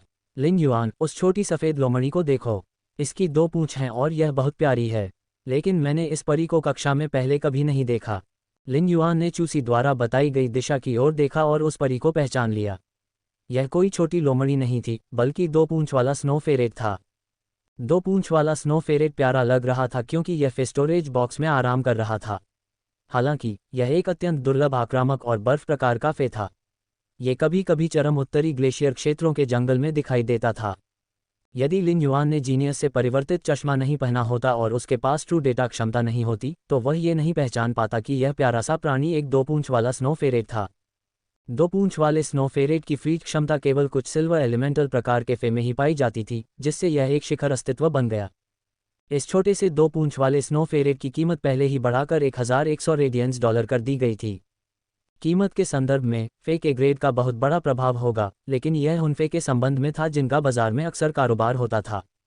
जहां तक दुर्लभ जीवनरूपी मंडप के जीवों का प्रश्न है, जिन्हें लोग अपने पूरे जीवन काल में भी नहीं देख पाते, कीमत और ग्रेड के बीच कोई बड़ा संबंध नहीं है। आखिरकार जो लोग ऐसे परियों को खरीदने में सक्षम हैं, उनके पास स्वाभाविक रूप से परियों को और अधिक विकसित करने के लिए क्रिएशन मास्टर्स की खोज करने की क्षमता होगी। दो पूंछ वाले स्नो फेरेट जैसे सिल्वर फे के लिए ये लिन युआन के विचार में नहीं था। उसी समय लिन युआन ने देखा कि एक व्यक्ति नकाब पहने हुए वहां बैठा हुआ था। जीवन रूप मंडप की पहली मंजिल पर मंदिर मेले की तरह चहल पहल थी, जहां लिन युआन अपने पिछले जीवन में आया करता था। आसपास घूम रहे ज्यादातर लोगों के चेहरे खुश थे। सच तो यह है कि पहली मंजिल पर खरीदारी करने वाले ज्यादातर लोग वे थे जो स्पिरिट क्यूई का इस्तेमाल नहीं कर सकते थे। स्पिरिट क्यूई पेशेवर यहाँ अल्पसंख्यक थे। रेडियंस फेडरेशन के मुख्य शहरों में दुर्लभ जीवनरूप मंडपों की पहली मंजिलें हमेशा ही वह स्थान होंगी जहां सामान्य लोग आत्मा क्यूई पेशेवरों के सबसे करीब पहुंच सकते हैं। हर प्रदर्शन स्टोर के पास एक फीके विक्रेता मौजूद होता है। दो पूंछ वाले हिम फेरेट के विक्रेता वर्तमान में इस परी को एक युवा लोली और उसकी मां से मिलवा रहे थे। कोई भी देख सकता था कि युवा लोली को ये प्यारा दो पूंछ वाला स्नो फेरेट वास्तव में बहुत पसंद था। हालांकि ये स्पष्ट रूप से प्रथम फे के रूप में अनुबंधित होने के लिए उपयुक्त नहीं था। स्पिरिट क्यूई पेशेवरों की आध्यात्मिक ऊर्जा लगातार मजबूत होती जाएगी। फिर भी पहले फे अनुबंध की सीमाओं के कारण ये केवल कांस्य फे हो सकता है। यदि वे आगे बढ़कर सिल्वर फे को अनुबंधित करना चाहें तो ठेकेदार शायद इसे स्वीकार न कर सके और फे की ओर से उसे प्रतिकूल प्रतिक्रिया का सामना करना पड़ेगा। रेडियंस फेडरेशन के भीतर उच्च श्रेणी के फे को लापरवाही से अनुबंधित किए जाने के मामले सामने आए, जिसके परिणामस्वरूप प्रतिक्रिया हुई। इससे स्पिरिट क्यूई पेशेवरों की आध्यात्मिक ऊर्जा का पतन हो गया। एक बार आध्यात्मिक ऊर्जा नष्ट हो जाने पर व्यक्ति वनस्पति बन जाएगा। भले ही कोई व्यक्ति वनस्पति अवस्था में पड़े लोगों को जगाने के लिए उच्च श्रेणी का आध्यात्मिक क्यूई पेशेवर ढूंढ ले, लेकिन उनके आध्यात्मिक स्थानिक क्षेत्र की क्षति की कभी मरम्मत नहीं की जा सकती। यह एक आत्मा क्यूई पेशेवर को एक साधारण व्यक्ति बना देगा जो केवल आत्मा क्यूई महसूस कर सकता है, लेकिन एक फे के साथ अनुबंध नहीं बना सकता है। जमीन पर बैठे नकाबपोश व्यक्ति को देखकर लिन युआन को ऐसा महसूस हुआ कि वह वास्तव में आसपास के माहौल में फिट नहीं बैठता। आसपास का माहौल बहुत ही शांत और बेफिक्र था। हालांकि नकाबपोश आदमी पैरों पर पैर रखकर बैठा हुआ था। उसका चेहरा साफ साफ देखना मुश्किल हो सकता था, लेकिन वह खास तौर पर उदास आभा बिखेर रहा था। उस उदास वातावरण में खालीपन और सुन्नता का भाव था। यह एक ऐसी भावना थी जिससे लिन युआन काफी परिचित था। ये वैसा ही था जब लिन युआन को एहसास हुआ था कि वह आत्मा क्यूई को महसूस नहीं कर सकता। साथ ही उसकी मानसिक शक्ति इतनी कमजोर हो गई थी कि वह निराशा में था। हालांकि उनके परिवार में बहुत बड़ा बदलाव आया था और उसे जीवित रहने के लिए चूसी को साथ लाना पड़ा। लिन युआन के पास खुद को अपनी दुनिया में डुबोने का कोई मौका नहीं था। इस तरह उसने अपनी निराशा को अपने दिल की गहराई में दबा लिया था। वह निराशा आखिरकार हाल ही में तब जाकर दूर हुई जब उसका शरीर ठीक हो गया। बेशक लिन युआन नकाबपोश आदमी को सीधे देखेगा क्योंकि उसके बगल में डिस्प्ले शेल्फ था। रेशम की परतों में लिपटे 4 कोकून थे। 4 में से 3 कोकून लाल खजूर के आकार के थे, जबकि दूसरा कोकून आधी मुट्ठी के आकार का था। सफ़ेद रेशम को बड़े करीने से और एक निश्चित पैटर्न के साथ बुना गया था। लाल खजूर के आकार के कोकून का रेशम सफ़ेद के अलग अलग शेड्स में था, जबकि मुट्ठी के आकार के कोकून का रंग हल्का हरा था। इन कोकूनों ने लिन युआन का ध्यान आकर्षित किया था क्योंकि उसने ट्रू डेटा क्षमता को सक्रिय कर दिया था। ये चारों कोकून बहुमूल्य थे। लाल खजूर के आकार का एक सफ़ेद कोकून देखने में बहुत साधारण लग सकता है, लेकिन ट्रू डेटा की जानकारी के अनुसार यह एक ब्लू फ्लैश तितली का पालन पोषण कर रहा था। ये जानना ज़रूरी था कि Blue Flash Butterfly Radiance Federation के नागरिकों के बीच ज़्यादा मशहूर नहीं थी। यह एक सामान्य परी थी। इसका रंग चमकीला नीला था और जब यह उड़ती थी तो इसके पंख रोशनी से चमकते थे। ऐसा उनके पंखों पर लगे नीले रंग के पाउडर के कारण होता था। इसलिए ये कहने के बजाय कि वे उड़ रहे थे, ये कहना बेहतर होगा कि वे चमक रहे थे। ब्लू फ्लैश तितली को भले ही आमतौर पर नहीं जाना जाता हो, लेकिन इसका विकसित रूप ब्लू लाइट गॉडेस तितली को शीर्ष 10 में छठी सबसे सुंदर तितली का खिताब दिया गया। ये शीर्ष 10 सबसे सुंदर परियों में से एकमात्र कीट प्रकार की परी भी थी। दरअसल ब्लू लाइट देवी तितली की रैंकिंग को लेकर हमेशा विवाद रहा है। रैंकिंग के दौरान ब्लू लाइट देवी तितली की लोकप्रियता शीर्ष 3 में रही थी। हालांकि ब्लू लाइट देवी तितली के पास केवल एक बुनियादी क्षमता थी जो मजबूत थी, जबकि इसकी उच्च श्रेणी की सभी क्षमताएं बेकार थीं। इस तरह ये केवल नंबर 6 रैंक पर आ सका, भले ही इसकी लोकप्रियता शीर्ष 3 में थी। इस घटना से मतदाताओं में अभी भी काफ़ी असंतोष है। लिन युआन को बस यही चाहिए था कि वह ब्लू फ्लैश बटरफ्लाई की बुनियादी क्षमता साइलेंट स्केल पाउडर चाहता था। जब ब्लू फ्लैश बटरफ्लाई का स्केल पाउडर छोड़ा गया तो उसमें साइलेंस प्रभाव था। मौन एक बहुत शक्तिशाली नियंत्रण प्रकार की क्षमता थी। जब फेयर का विकास हुआ तो केवल दो अलग अलग दिशाएं थीं, एक वंश की ओर जबकि दूसरी आध्यात्मिक उत्परिवर्तन की ओर। आध्यात्मिक उत्परिवर्तन फे सभी जादुई हमलों के मार्ग पर चल रहे थे। साइलेंस स्केल पाउडर आध्यात्मिक उत्परिवर्तन फे के लिए एक काउंटर था। साइलेंस स्केल पाउडर से घिरे होने पर फे अपनी क्षमताओं को जारी नहीं कर पाएंगे। हालांकि साइलेंस स्केल पाउडर अजेय नहीं था क्योंकि यह विशेष कौशल का मुकाबला नहीं कर सकता था। वास्तव में यदि विरोधी परी ब्लू फ्लैश बटरफ्लाई के साइलेंस स्केल पाउडर को फैलाने में सक्षम था तो प्रभावित परी तुरंत अपनी क्षमताओं को बहाल करने में सक्षम होगा। मामले के बावजूद साइलेंस स्केल पाउडर अभी भी सबसे मजबूत नियंत्रण क्षमताओं में से एक था। लिन युआन मोबियस के स्पिरिट लॉक का इस्तेमाल करने के लिए अगले फे के बारे में सोच रहा था। उसने कई विकल्पों के बारे में सोचा था लेकिन उसने कभी ब्लू फ्लैश बटरफ्लाई के बारे में नहीं सोचा था। कारण सरल और सीधा था, लिन युआन के पास ब्लू फ्लैश बटरफ्लाई प्राप्त करने की क्षमता नहीं थी। लेकिन अब नकाबपोश आदमी के प्रदर्शन शेल्फ में कोकून ने लिन युआन को विचार दिया था। तितली प्रजाति के फे लेपिडोप्टेरा नामक ऑर्डर का हिस्सा थे जो कीट प्रजातियों के 4 प्रमुख ऑर्डर में से एक था। उन्हें कीट प्रकार के फे के बीच असली राजसी माना जाता था। आत्मा क्यूई जागृति के बाद तितली प्रजाति के फे या आत्मा क्यूई के प्रभाव में विकसित हुए जिससे वे अधिक बड़े और अधिक सुंदर बन गए। इससे तितलियों के प्राकृतिक शत्रुओं को उन्हें आसानी से पकड़ने में भी मदद मिली। इस प्रकार ऑर्डर लेपिडोप्टेरा फे का 90% हिस्सा स्पिरिट क्यूई जागृति के दौरान विलुप्त हो गया था। शेष 10% भी विभिन्न कारणों से धीरे धीरे समाप्त हो गए थे। यही कारण था कि तितली प्रजाति फे शायद ही कभी दिखाई देती थी और उन्हें खोजना बहुत मुश्किल था। तितली प्रजाति की परियों की सुंदरता और दुर्लभता के कारण उनकी कीमत बहुत अधिक थी, जिसका एक खोखला कारण था। यदि केवल कुछ दुर्लभ तितली प्रजातियों के परी ही प्रमुख न होते और उनमें से अधिकांश लड़ाई में कुशल नहीं होते तो तितली प्रजाति के परी की कीमतें इतनी अधिक नहीं होती। इस प्रकार लिन युआन ने इससे पहले ब्लू फ्लैश बटरफ्लाई की मूल क्षमता को एक विकल्प के रूप में विचार करने की भी हिम्मत नहीं की थी। तितली प्रजाति के फे में एक विशेषता थी, जब वे अभी भी अपने कोकून में थे तो तितली की प्रजाति का पता लगाना असंभव था। यदि तितली की प्रजाति की जांच करने के लिए किसी अन्य विधि का उपयोग किया जाता है तो इससे तितली प्रजाति के फे के विकास में समस्याएं हो सकती हैं। यही कारण था कि बाजार में कोकून में बंद तितली प्रजाति की कोई भी तितली नहीं दिखी। संयोगवश 4 कोकूनों में एक पृथ्वी पाउडर तितली थी जो चूसी के लिए बेहद उपयुक्त थी। पृथ्वी पाउडर तितली दुर्लभ नहीं थी, लेकिन इसके विकास पथ के दौरान इसमें अत्यधिक भिन्नता थी। इसलिए जब पृथ्वी पाउडर तितली विकसित हुई तो इसकी विकास दिशा वास्तव में विविध थी। विकास की एक दिशा वह थी जिसे लिन युआन ने चूसी के लिए योजना बनाई थी। जब पृथ्वी पाउडर तितली शुद्ध स्पिरिट क्यूई के साथ कांस्य ग्रेड तक विकसित हुई तो यह वज्र तितली में विकसित होगी। एक बार जब यह वज्र तितली बन गई और विशेष रत्न और स्पिरिट क्यूई से पोषित हुई तो ये जेडाइट तितली में विकसित होगी। यदि जेडाइट तितली को काल्पनिक नस्ल के दायरे तक पहुंचने का मौका मिले तो वह पौराणिक टूमलाइन सम्राट तितली के रूप में भी विकसित हो सकती है। दुर्घटनाएं। लिन युआन ने चूसी को नकाबपोश आदमी के काउंटर की ओर खींचा। इससे पहले लिन युआन ने ब्लू फ्लैश बटरफ्लाई को चुनने की हिम्मत भी नहीं की थी। उसने अपने चिंतन के दौरान ब्लू फ्लैश बटरफ्लाई को दुर्लभ होने के कारण अपने विचार में नहीं रखा था। हालांकि चूंकि उसे अब एक मिल गया था और यह एक संयोग था, इसलिए यह निश्चित रूप से एक शानदार अवसर था। लिन युआन के पास इस अवसर को न भुनाने का कोई कारण नहीं था। इसलिए उसने चुपचाप ये तय कर लिया था कि चाहे कुछ भी हो वह इस ब्लू फ्लैश बटरफ्लाई को हासिल करेगा। चूसी देख सकती थी कि जब लिन युआन 4 कोकून की ओर बढ़ रहा था तो उसकी अभिव्यक्ति गंभीर हो गई थी। वह चुपचाप लिन युआन का पीछा करती रही और ध्यान से 4 कोकून को देखती रही। वह उनमें कुछ भी असामान्य नहीं देख पाए, लेकिन वह जानती थी कि कोकून असाधारण थे क्योंकि लिन युआन उन्हें इतनी गंभीरता से देख रहा था। क्या मैं 4 कोकून की कीमत पूछ सकता हूँ? लिन युआन ने पूछा।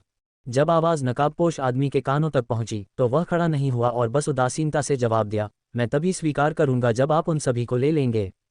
आपको बस मुझे 120 रेडियंस डॉलर देने होंगे और आप उन सभी को ले जा सकते हैं। लिन युआन आश्चर्यचकित था। हालांकि 120 रेडियंस डॉलर एक ब्लू फ्लैश बटरफ्लाई खरीदने के लिए पर्याप्त कीमत नहीं थी, फिर भी यह कोकून के लिए बहुत महंगा था। आखिरकार ये जांचना असंभव था कि कोकून में क्या है। प्रत्येक कोकून एक भाग्य बैग की तरह था क्योंकि यह अज्ञात था कि कोकून से क्या बाहर निकलेगा। इस तरह कोकून का बाजार में बिकना बेहद दुर्लभ था। लिन युआन को ब्लू फ्लैश बटरफ्लाई चाहिए होगी, लेकिन वह तुरंत इन 4 कोकून को खरीदने का फैसला नहीं करेगा। जैसे ही वह सोच रहा था कि कैसे जवाबी पेशकश की जाए, लिन युआन के बगल में एक मध्यम आयु वर्ग की महिला ने अचानक कहा, युवक, धोखा मत खाओ। ये व्यक्ति कई दिनों से यहाँ है। यह अज्ञात है कि उसने 4 तितली कोकून के साथ एक स्टॉल स्थापित करने के लिए वास्तव में क्या छल किया है। तितली कोकून दुर्लभ जीवन रूप मंडप में बेचे जाने के योग्य कैसे हो सकते हैं? अन्य स्टॉल केवल 50,000 फेडरेशन डॉलर में तितली कोकून बेच रहे हैं, लेकिन यह व्यक्ति 30 रेडियंस डॉलर में एक कोकून बेच रहा है। क्या एक कांस्य परी सीधे इसमें से उड़ जाएगी? अधेड़ उम्र की महिला को स्पष्ट रूप से डर था कि लिन युआन को धोखा दिया जा सकता है और इसलिए वह थोड़ा ऊंची आवाज में बोली थी। आसपास के कई लोग उनकी ओर देखने लगे। उस समय लिन युआन ने नकाबपोश आदमी की थकी हुई और कर्कश आवाज सुनी। ये चारों कोकून सभी तितली के कोकून हैं। वे सभी अंतहीन जंगल की गहराई से आए हैं। नकाबपोश व्यक्ति उदासीनता से बोला और बाद में बोलना बंद कर दिया। लिन युआन के बगल में बैठी अधेड़ उम्र की महिला अब और भी क्रोधित हो गई थी। उसने कहा, अंतहीन जंगल की गहराई में सबसे छोटा पेड़ पहले से ही 30 मीटर ऊंचा है। कोकून उन विशाल पेड़ों की पत्तियों के नीचे छिपे हुए हैं। आप उन्हें कैसे ढूंढ सकते हैं? जब लिन युआन ने नकाबपोश आदमी की बातें सुनी तो उसने महसूस किया कि उन शब्दों में एक जिद्दी स्वर उसके दिल को उत्तेजित कर रहा था। स्पष्टीकरण जिद्दी और ताकत में कमजोर हो सकता है, लेकिन यह अकेला और असामान्य रूप से दृढ़ था। आसपास का कोलाहल लगातार बढ़ता जा रहा था। ये स्टोव अब रेयर लाइफ फॉर्म पवेलियन की पहली मंजिल पर सबसे जीवंत जगह थी। इस दुनिया में सभी चीजें तूफान की आंख जैसी घटना से बच नहीं सकतीं। यह इस तरह था कि हर कोई एक ही दिशा में इकट्ठा हो गया था। दुकान अब तूफान की आंख बन गई थी और ये लगातार सभी को आकर्षित कर रही थी। उस समय एक दुर्लभ जीवनरूप मंडप का परिचारक विशेष कपड़े पहने हुए आया। जब परिचारक ने स्थिति पर नजर डाली तो उसने तुरंत उस अधेड़ उम्र की महिला से कहा, जो लगातार बड़बड़ा रही थी, आंटी, मुझे पता है कि आप दयालु हो सकती हैं, लेकिन दुर्लभ जीवनरूप मंडप के सभी स्टोर दुर्लभ जीवनरूप मंडप द्वारा अनुमोदित हैं। जब मध्यम आयु की महिला ने यह सुना और मुख्यतः दुर्लभ जीवनरूप मंडप की गारंटी के कारण, उसने ऐसे लहजे में बात नहीं की जैसे कि वह किसी स्विडलर से बात कर रही हो। हालांकि उसने फिर भी 4 कोकून की ओर इशारा किया और पूछा, ये 4 तितली कोकून दुर्लभ जीवनरूप मंडप में रहने के योग्य क्यों हैं? क्या तितली प्रजातियों की जांच करना असंभव नहीं है, जबकि वे अभी भी कोकून के भीतर रूपांतरित हो रही हैं? अधेड़ उम्र की महिला के शब्दों ने स्टाफ सदस्य को हैरान कर दिया, क्योंकि उसे समझ में नहीं आया कि क्या कहना है। मैं यह नहीं कह सकता कि प्रबंधन ने मुझे विशेष उपचार देने के लिए कहा था, है न? स्टाफ सदस्य को भी संदेह हो रहा था कि प्रबंधन एक उदास नकाबपोश व्यक्ति को इतना बढ़िया उपचार क्यों दे रहा है। उन्होंने रेयर लाइफ फॉर्म पवेलियन की पहली मंजिल के बारे में एक अपवाद बनाकर एक सामान्य नियम भी तोड़ दिया था। क्या ये धन और अधिकार के कारण हो सकता है? लेकिन इस नकाबपोश आदमी जैसे लोगों के लिए ये स्पष्ट रूप से असंभव है। इसके अलावा और क्या हो सकता है? मैं वास्तव में कोई कारण नहीं सोच पा रहा हूँ। तभी नकाबपोश आदमी का मोबाइल बज उठा। उसने फ़ोन उठाया और उसका शरीर एकदम से तनावग्रस्त हो गया। लिन युआन भले ही नकाबपोश आदमी का चेहरा नहीं देख पाया, लेकिन वह जानता था कि वह निश्चित रूप से शांत नहीं था। कॉल के बाद नकाबपोश आदमी ने लिन युआन को देखा और कहा, यदि आप उन्हें कल खरीदना चाहते हैं तो शाम को उसी समय आएं। मैं आपको सबूत दे सकता हूं कि मैंने इन तितली कोकून को अंतहीन जंगल की गहराई में प्राप्त किया है। इसके बाद नकाबपोश व्यक्ति जल्दी में दुर्लभ जीवनरूप मंडप से बाहर चला गया। लिन युआन को उम्मीद नहीं थी कि उसकी थोड़ी सी हिचकिचाहट से इतनी दुर्घटनाएं हो जाएंगी। अब जबकि विक्रेता चला गया था, यह स्पष्ट था कि व्यापार नहीं होने वाला था। चूंकि नकाबपोश व्यक्ति ने पहले ही कहा था कि वह अगले दिन वहां आएगा, लिन युआन ने कल वापस आने का फैसला किया। लिन युआन को वास्तव में मन की शांति नहीं थी, क्योंकि उसने व्यापार पूरा नहीं किया था और ब्लू फ्लैश बटरफ्लाई प्राप्त नहीं की थी।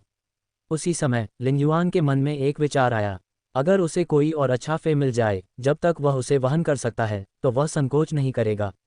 अन्यथा अवसर बस एक पल में हाथ से निकल सकता है। इस घटना का अनुभव करने के बाद लिन युआन दुर्लभ जीवनरूप मंडप की पहली मंजिल के आसपास खरीदारी जारी रखने के मूड में नहीं था। अगर वह कल ये सौदा पूरा कर लेता है तो इन 4 तितली कोकून में से एक में वज्र तितली होगी। इस तरह चूसी को भी अपना दूसरा परी मिल जाएगा। सब कुछ कल रात तय हो जाएगा। चूसी को अकादमी में वापस भेजने के बाद लिन युआन एक कार लेकर क्रिएशन मास्टर एसोसिएशन के आसपास पहुंच गया। फिर उसने रहने के लिए जगह ढूंढी और कल सुबह क्रिएशन मास्टर परीक्षा में भाग लेने की तैयारी की। शहर के लॉर्ड निवास में, जो क्रिएशन मास्टर एसोसिएशन से बहुत दूर नहीं था, एक महिला शहर के लॉर्ड निवास की लॉर्ड सीट पर बैठी थी। उसने एलिजरीन लाल रंग के कपड़े पहने हुए थे। उसने अपने सामने खड़े 3 व्यक्तियों से बात की। रेडबर्ड सिटी के आसपास की आयामी दरारों पर 2 गुने आदमी जोड़ें। 2 महीने के भीतर सुदृढ़ीकरण प्रदान किया जाना चाहिए। कल के मामलों को एक तरफ रखें और रात में मेरे साथ चर्चा करने के लिए एक प्रस्ताव तैयार करें। दो लोगों ने स्वीकार किया और उस जगह से चले गए, जबकि एक बूढ़ा आदमी वहीं खड़ा रहा। लॉर्डेस लिंग जियाओ, क्या मैं इस बैच के स्पिरिट क्यूई छात्रों में से वरीयता प्राप्त प्रतिभागियों के बारे में आपकी राय जान सकता हूँ? उसने पूछा। लिंग जियाओ ने एक बड़ी रेशमी किताब निकाली। इसमें व्यक्तिगत जानकारी की पंक्तियां भरी हुई थीं, लेकिन उनमें से लगभग सभी को काट दिया गया था। सिल्क बुक में वरीयता प्राप्त प्रतिभागियों के 100 से अधिक नामांकन थे और उनमें से केवल 5 को ही टिक दिया गया था। इसके अलावा करीब 30 ऐसे थे जिन पर प्रश्न चिन्ह लगाया गया था। मैंने रेडबर्ड 100 के 20 सीडेड प्रतिभागियों में से 5 पर पहले ही फैसला कर लिया है। शेष 34 को अवलोकन के लिए रखा जाएगा। उस छात्र पर अधिक ध्यान दें जिसके एलीट फे में बलिदान की क्षमता है। यदि छात्र में बहुत क्षमता है तो उस छात्र को भी जोड़ें। बालों वाला बुजुर्ग नीचे खड़ा था और लिंग जियाओ की व्यवस्था को गंभीरता से सुन रहा था। हालांकि वह लिंग जियाओ की व्यवस्था से स्पष्ट रूप से अस्पष्ट था और उसने पूछा, लॉर्डेस लिंग जियाओ, मानक के अनुसार निचले ग्रेड के सभी छात्रों को आरक्षित रखा जाता है। उनकी क्षमता केवल दूसरे वर्ष में उनके पहले वर्ष के प्रदर्शन के अनुसार निर्धारित की जाएगी। आप पहले वर्ष के छात्र पर इतना ध्यान क्यों देंगे? सफ़ेद बालों वाला ये बुजुर्ग रेडबर्ड एडवांस्ड स्पिरिट क्यूई अकादमी का डीन था।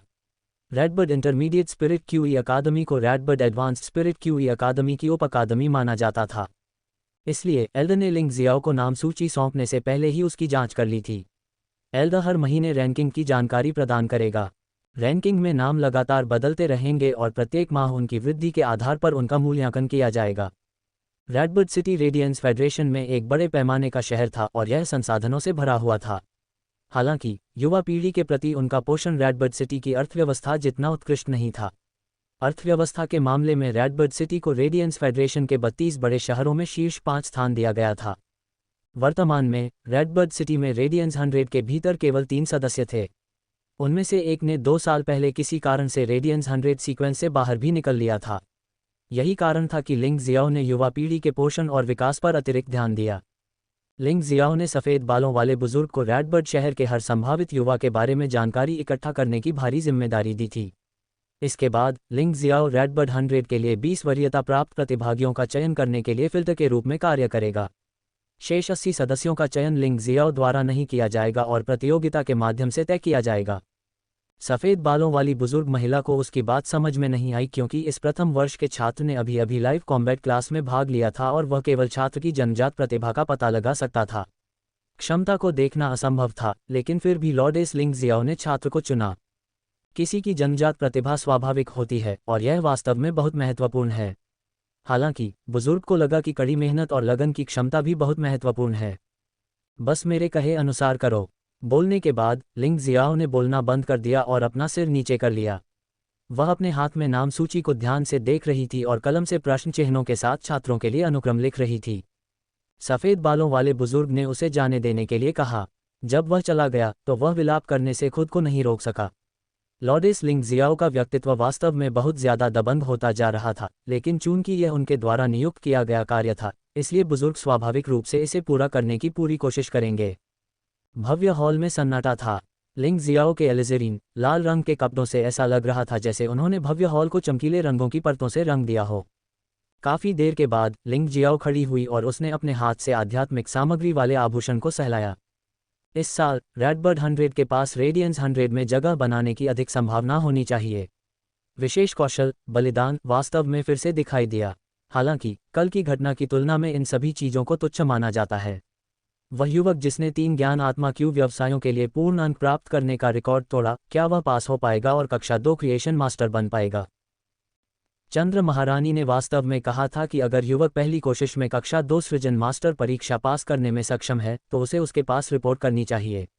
भले ही वह युवक लिन युआन एक स्वर्गीय प्रतिभाशाली व्यक्ति हो, अगर वह सीधे कक्षा 2 सृजन मास्टर बनने में सक्षम नहीं है तो उसके पास कोई मौका नहीं होगा। अगर रेडबर्ड सिटी में पिछली आपदा नहीं हुई होती तो चीज़ें अब इतनी कठिन नहीं होती। सब कुछ कल तक रहेगा। ... लिन युआन अगले दिन सुबह जल्दी उठा। उसने देखा कि जीनियस अभी भी उसके आलिंगन में गहरी नींद में सो रहा था। फिर लिन युआन ने अपने हाथ से जीनियस के बर्फ जैसे सफ़ेद फर को धीरे से सहलाया। ये छूने में नर्म था और वह उसे छोड़ने के लिए अनिच्छुक था। जीनियस ने अपने छोटे से सिर को लिन युआन के हाथ पर रगड़ा और आलसी सा एहसास दिया। लिन युआन मुस्कुराया और जीनियस की ठोड़ी को खरोंच दिया, जिससे जीनियस इतना सहज हो गया कि वह गुर्राने लगा। जीनियस को देखते हुए लिन युआन को अनायास ही चिमी की याद आ गई और वह सोचने लगा कि वह पिछले 1-2 दिनों से छोटी सी दुकान में क्या कर रहा था। जीनियस ने फिर म्याऊं की आवाज़ निकाली। लिन युआन चिमी के बारे में चिंतित था, लेकिन जीनियस नहीं था। उसे ये भी नहीं पता था कि कल रात चिमी किस समय सोई थी। खैर, हो सकता है कि वह लगातार स्टार वेब पर स्ट्रीमिंग कर रही हो। जब सूरज आसमान में चमकने लगा और गर्मी बिखेरने लगा तो सड़कों पर चहल पहल बढ़ने लगी। लिन युआन तुरंत क्रिएशन मास्टर एसोसिएशन की ओर चल पड़ा। जब वह क्रिएशन मास्टर एसोसिएशन में पहुंचा तो उसने दूर से ही एल्डन रिंग को प्रवेश द्वार पर खड़े देखा। सुबह की हवा की गहरी सांस लेने के बाद एल्डन रिंग ने लिन युआन को हाथ हिलाया और कहा, तो फिर चलो, कक्षा 1 की परीक्षा में मेरे साथ चलो। ये बूढ़ा आदमी व्यक्तिगत रूप से आपकी कक्षा 1 क्रिएशन मास्टर परीक्षा की अध्यक्षता करेगा। लिन युआन ने तुरंत जवाब में सिर झुकाया। मैं एल्डन रिंग को परेशान करूंगा। एल्डन रिंग ने फिर लिन युआन के कंधे पर थपथपाया और कहा, चलो चलें। मैंने आज तुम्हारे लिए एकांत प्रजनन कक्ष तैयार किया है। तुम प्रजनन कक्ष में परीक्षा आयोजित करोगे। जब कोई क्रिएशन मास्टर किसी फे को पाल रहा होता है तो उसे एक बेहद शांत वातावरण की ज़रूरत होती है। आध्यात्मिक तत्वों के इस्तेमाल से फे को पालना एक बहुत ही नाजुक काम है और इसमें कोई व्यवधान नहीं होना चाहिए। लिन युआन एल्डन रिंग के पीछे पीछे चला। कक्षा 1 क्रिएशन मास्टर परीक्षा मेरे लिए बहुत सरल है, लेकिन मुझे परीक्षा के दौरान कैसे प्रदर्शन करना है, इस पर सावधानीपूर्वक विचार करना होगा। मुझे वास्तव में कैसा प्रदर्शन करना चाहिए? यदि मैं कक्षा 1 क्रिएशन मास्टर परीक्षा आसानी से पूरी कर पाऊँ, तो क्या ये वास्तव में मेरे लिए फ़ायदेमंद होगा? हवा निश्चित रूप से जंगल में एक उत्कृष्ट पेड़ को नष्ट कर देगी। यह एक ऐसी समस्या थी जिसका सामना लिन युआन को हमेशा करना पड़ता था। इस दुनिया में लिन युआन को हर चीज़ के लिए खुद पर निर्भर रहना पड़ता था क्योंकि उसके पास कोई आधार नहीं था। उसके द्वारा उठाए गए हर कदम पर सावधानीपूर्वक विचार करने की आवश्यकता होती थी।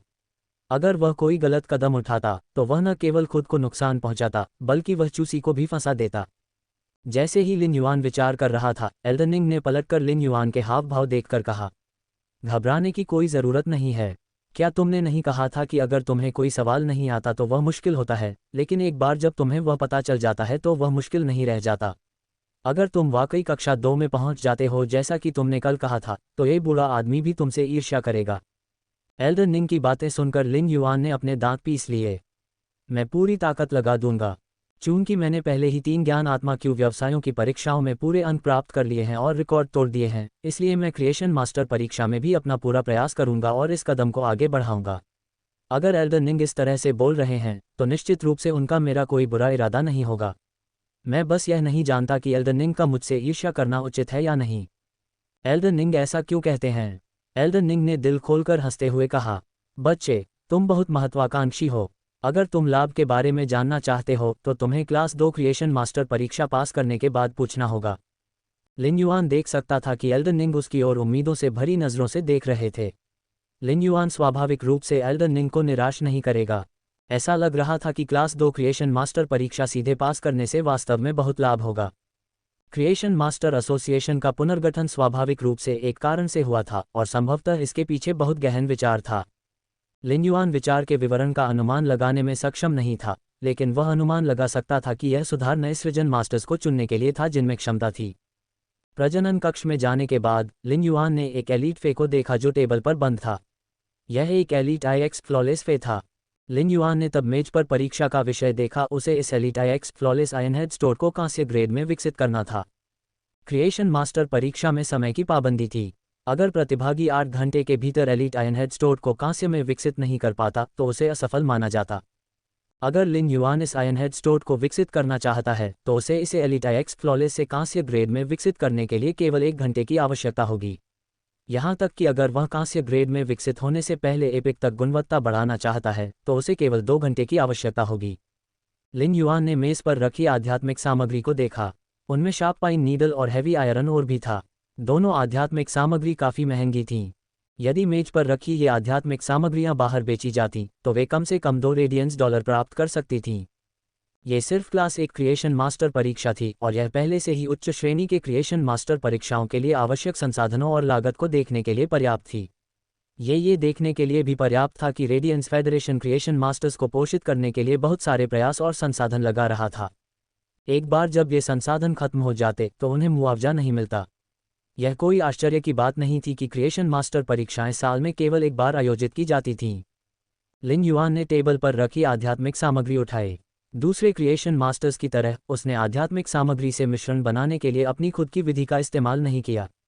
इसके बजाय लिन युआन ने आध्यात्मिक सामग्री को सीधे एलीट आयनहेड स्टोर्ड को खिला दिया और उसके शरीर में स्पिरिट क्यूई को स्थानांतरित करना शुरू कर दिया। हालांकि आयनहेड स्टोर्ड को आध्यात्मिक तत्व खिलाने से उसका सीधे विकास नहीं होगा, लेकिन ये लिन युआन को विकास प्रक्रिया को गति देने में मदद कर सकता है।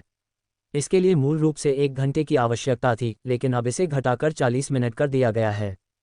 आयनहेड स्टोर्ड ने तीव्र प्रतिक्रिया के साथ विकास करना शुरू कर दिया। विकास के बाद आयनहेड स्टोर्ड अब एक कांस्य फे बन गया। इस तरह लिन युआन ने क्लास 1 क्रिएशन मास्टर की परीक्षा पूरी कर ली थी और ब्रीडिंग रूम से बाहर निकल गया था। चूंकि उसने खुद को दिखाने का फैसला किया था, इसलिए वह पीछे नहीं हटने वाला था।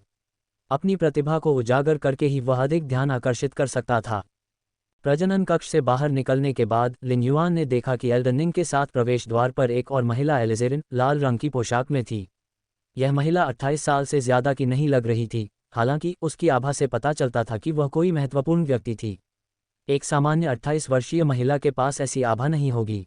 वह शायद एक शक्तिशाली व्यक्ति थी। एल्डन निंग ने आगे बढ़कर लिन युआन से पूछा, क्या आध्यात्मिक सामग्री का मिश्रण विफल हो गया? तुम प्रजनन कक्ष से इतनी जल्दी क्यों निकल गए? भले ही लिन युआन फेल हो गया हो, एल्डन निंग लिन युआन को दोष नहीं देंगे। इसके विपरीत वह अभी भी लिन युआन की ज्ञान परीक्षा के परिणामों के लिए उसकी प्रशंसा करेंगे। लेकिन अब लिन युआन सिर्फ 40 मिनट के बाद ही प्रजनन कक्ष से बाहर निकल चुका था और एल्डन निंग की राय में लिन युआन ने बीच में ही हार मान ली होगी। भले ही आध्यात्मिक अवयवों का मिश्रण वास्तव में विफल हो गया हो, लिन युआन को अभी भी ये देखने की कोशिश करनी चाहिए थी कि क्या बाकी आध्यात्मिक अवयव फे को अपना विकास पूरा करने में मदद करने के लिए कोई प्रभाव पैदा कर सकते हैं। यह एक प्रकार का रवैया था। लिंग जियो ने लिन युआन को देखा और कुछ नहीं कहा। जब लिन युआन बाहर निकला तो वह एल्डन निंग को बताना चाहता था कि उसने पहले ही परीक्षा पूरी कर ली है, लेकिन उसने यह उम्मीद नहीं की थी कि एल्डन निंग को लगेगा कि वह पहले ही असफल हो चुका है। एल्डन निंग, मैं पहले ही सफल हो चुका हूँ। आध्यात्मिक तत्वों का मिश्रण विफल नहीं हुआ। मैंने परीक्षा पूरी कर ली है। लिन युआन के शब्दों ने एल्डन निंग को चौंका दिया। बाद में वे तुरंत लिन युआन के परिणाम की जांच करने के लिए प्रजनन कक्ष में चले गए। उस समय लिन युआन ने चुपचाप चलने वाली महिला को देखा और उसने कहा, कल 3 ज्ञान आत्मा क्यू व्यवसायों की परीक्षाओं में आपकी भागीदारी बहुत रोमांचक थी। अब ऐसा लगता है कि आपके क्रिएशन मास्टर की प्रतिभा भी बहुत आशाजनक है। महिला के बोलने के तरीके ने लिन युआन को एक पल के लिए उलझन में डाल दिया कि वह कैसे जवाब दे। जब यह महिला उससे बात कर रही थी तो लिन युआन को लगा कि वह उसकी प्रशंसा नहीं कर रही थी, बल्कि वह तथ्यों को बताने के लिए एक खास कोण से खड़ी थी। बातचीत के प्रवाह ने लिन युआन को बहुत अजीब महसूस कराया। उसका लहजा प्रशंसा से भरा था, लेकिन बहुत दूर का भी लगा। उस समय एल्डन निंग प्रजनन कक्ष से बाहर चले गए और जब उन्होंने महिला को लिन युआन के साथ बातचीत करते देखा तो उन्होंने उनका परिचय कराया। लिन युआन, ये हमारी रेडबर्ड सिटी लॉर्डेस हैं। लॉर्डेस लिंग जियाओ। लिंग जियो का परिचय देने के बाद एल्डन निंग ने लिन युआन को ऐसे देखा जैसे उनका चेहरा सुखद आश्चर्य और प्रशंसा से भरा हुआ था। बच्चे युआन, बहुत बढ़िया। तुमने क्लास 1 क्रिएशन मास्टर की परीक्षा 40 मिनट में पूरी कर ली है। लिंग जियो ने एल्डन निंग के शब्दों का तुरंत जवाब नहीं दिया और लिंग जियो को गंभीरता से प्रणाम किया। नगर की स्वामिनी को नमस्कार।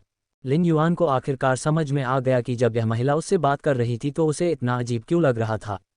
रेडबर्ड सिटी में बहुत गर्मी थी और बारिश हो रही थी और यह हमेशा काले बादलों से ढका रहता था। शहर की स्वामिनी लिंग जियाओ अपनी काल्पनिक नस्ल की परी हाई फिर्मामेंट फ्लावर के लिए प्रसिद्ध थी। हर बार जब कोई तूफान आता था जो बाढ़ ला सकता था तो हाई फिर्मामेंट फ्लावर बारिश के बादलों को तोड़ देता था। यही कारण था कि रेडबर्ड सिटी में उमस और उमस रहती थी तथा हर कुछ दिनों में बारिश होती थी, लेकिन कभी बाढ़ नहीं आई थी। ये केवल मामला नहीं था।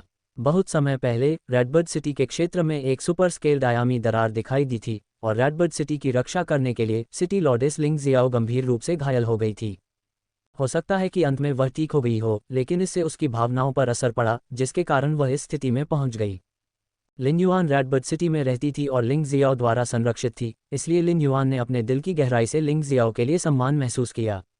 अगर उसने रेडबर्ड सिटी की रक्षा करने की कोशिश नहीं की होती तो लिंग जियाओ जैसे राजा श्रेणी के विशेषज्ञ को गंभीर रूप से घायल नहीं किया जाता। लिंग जियाओ ने उसका हाथ हिलाया और लिन युआन के कंधे पर थपथपाया। बोलते समय भले ही उसके चेहरे पर कोई भावना न हो, नहीं उसके हाव भाव में कोई बदलाव आया हो, लेकिन लिन युआन को लगा जैसे वह अचानक आई खुशी को महसूस कर सकता है। क्या आप तुरंत कक्षा 2 क्रिएशन मास्टर परीक्षा में भाग लेने जा रहे हैं? लिन युआन ने सिर हिलाया और लिंग जियाओ को फिर से बोलते हुए सुना। तुम कल क्लास 2 क्रिएशन मास्टर परीक्षा क्यों नहीं देते? तुमने आज ही क्लास 1 क्रिएशन मास्टर परीक्षा पूरी की है और तुम्हें एक दिन आराम करना चाहिए। फिर तुम कल क्लास 2 क्रिएशन मास्टर परीक्षा में अपनी सर्वश्रेष्ठ स्थिति में भाग ले पाओगे और अधिक स्थिर प्रदर्शन कर पाओगे। लिंग जियाओ को नहीं पता था कि ऐसा क्यों हुआ, लेकिन उसे लगा कि लिंग जियाओ अपनी क्लास 2 क्रिएशन मास्टर परीक्षा को बहुत महत्व देता है। एल्डन निंग के लिए भी यही बात थी। लिन युआन ने जवाब दिया, मेरे लिए अब क्लास 2 क्रिएशन मास्टर परीक्षा में भाग लेना ठीक है। मैंने क्लास 1 क्रिएशन मास्टर परीक्षा के दौरान वास्तव में बहुत अधिक ऊर्जा खर्च नहीं की थी। लिंग जियो ने एल्डन निंग की ओर देखा और देखा कि वे सिर हिला रहे हैं। लिंग जियो ने इसके अलावा कुछ नहीं कहा। बढ़िया बच्चे, तुम उसी प्रजनन कक्ष में जाकर कक्षा 2 क्रिएशन मास्टर परीक्षा आयोजित कर सकते हो। कक्षा 2 क्रिएशन मास्टर परीक्षा कक्षा 1 क्रिएशन मास्टर परीक्षा जितनी सरल नहीं है। तुम्हें सिर्फ एलीट नॉर्मल फे को एपिक क्वालिटी में अपग्रेड नहीं करना है। तुम्हें अभी भी क्षतिग्रस्त जड़ों वाले कांस्य फे को ठीक करना है, एल्डन निंग ने लिन युआन से कहा। एल्डन निंग को स्पष्ट रूप से लिन युआन की कक्षा 2 क्रिएशन मास्टर परीक्षा के बारे में अधिक चिंता थी। कक्षा 1 क्रिएशन मास्टर्स को कक्षा 2 क्रिएशन मास्टर परीक्षा में भाग लेने के लिए योग्य होने से पहले आमतौर पर वर्षों के अनुभव की आवश्यकता होती है। इसके अलावा उत्तीर्ण दर दयनीय रूप से कम थी। कक्षा 1 क्रिएशन मास्टर परीक्षा केवल एक परी को अगली कक्षा में विकसित करने के लिए थी, लेकिन कक्षा 2 क्रिएशन मास्टर परीक्षा में परी की गुणवत्ता और जड़ों को शामिल किया गया था। जब कोई व्यक्ति क्लास 2 क्रिएशन मास्टर बन जाता है तो यह माना जाता है कि उसने क्रिएशन मास्टर्स की वास्तविक दुनिया में कदम रख दिया है। प्रत्येक वर्ग 2 क्रिएशन मास्टर रेडियंस फेडरेशन की महत्वपूर्ण राजधानी थी। जहां तक वर्तमान लिन युआन की बात है, भले ही एल्डन निंग को बड़ी उम्मीदें थीं, फिर भी वह आराम नहीं कर सकता था। वास्तव में जब चंद्र महारानी ने सुधार का प्रस्ताव रखा तो एल्डन निंग को लगा कि शिष्य को स्वीकार करने के लिए चंद्र महारानी का मानक बहुत कठोर था। लिन युआन पहले ही प्रजनन कक्ष में प्रवेश कर चुका था और कक्षा 2 क्रिएशन मास्टर परीक्षा की चुनौती से गुजरने की तैयारी कर रहा था। एफए की कृतज्ञता। क्लास 1 क्रिएशन मास्टर परीक्षा बस एक दरवाज़ा था। ये देखने के लिए एक फिल्टर था कि क्या किसी के पास क्रिएशन मास्टर बनने की योग्यता है, और इसे सबसे आसान परीक्षा माना जाता था। हालांकि यह एक ऐसी परीक्षा थी जिसने अनगिनत लोगों को बाहर कर दिया। कक्षा 2 की परीक्षा बहुत कठिन थी, क्योंकि कक्षा 2 क्रिएशन मास्टर बनने का अर्थ था कि आप एक सर्वांगीण क्रिएशन मास्टर बन गए हैं। यह न केवल परी के ग्रेड को बढ़ाने के लिए था, बल्कि परी की गुणवत्ता को उन्नत करने और गंभीर रूप से घायल परी की जड़ों को ठीक करने के लिए भी था। इसलिए यह बाधा एक नियमित वर्ग 1 सृजन मास्टर के लिए पार करना इतना आसान नहीं होगा। इसके अलावा लिन युआन अभी भी बहुत छोटा था। लिंग जियाओ के चेहरे पर अभी भी वही उदासीन भाव था, लेकिन उसके हाथ कसकर एक दूसरे से बंधे हुए थे। लिन युआन ने प्रजनन कक्ष में प्रवेश किया और परीक्षा का विषय उठाया। इसमें कहा गया था कि लिन युआन को एक परी विकसित करना था, और यह एक कुलीन निर्दोष जैस्मीन लिली थी। लिन युआन जैस्मिन लिली के साथ अपने भाग्य पर विलाप करने से खुद को नहीं रोक सका। दूसरे फे ने लिन युआन की भौहें सिकोड़ दी, क्योंकि यह वास्तव में एक सियान केकड़ा था जो एक छोटी गोल मेज के आकार का था। विशालकाय केकड़ा अपनी अंतिम सांसों के साथ वहां पड़ा था, और ऐसा लग रहा था जैसे वह अत्यधिक पीड़ा का अनुभव कर रहा हो। यह एक शियोपिंसिस केकड़ा था। यह एक कांस्य परी थी जो पानी में लड़ सकती थी, और इसके विशाल पंजे इतनी ताकत पैदा कर सकते थे कि वे स्टील की मजबूत सलाखों को भी तोड़ सकते थे।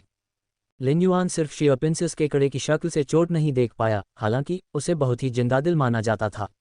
वह भी अपनी आखिरी सांसों पर पड़ा था और उसके मुंह से हर समय झाग निकल रहा था। लिन युआन को तुरंत समझ आ गया कि शियोपिंसिस क्रैब की चोटें बहुत गंभीर थीं। जैसे ही लिन युआन ने शियोपिंसिस क्रैब के खोल को छुआ, उसे पता चल गया कि उसमें क्या गड़बड़ है।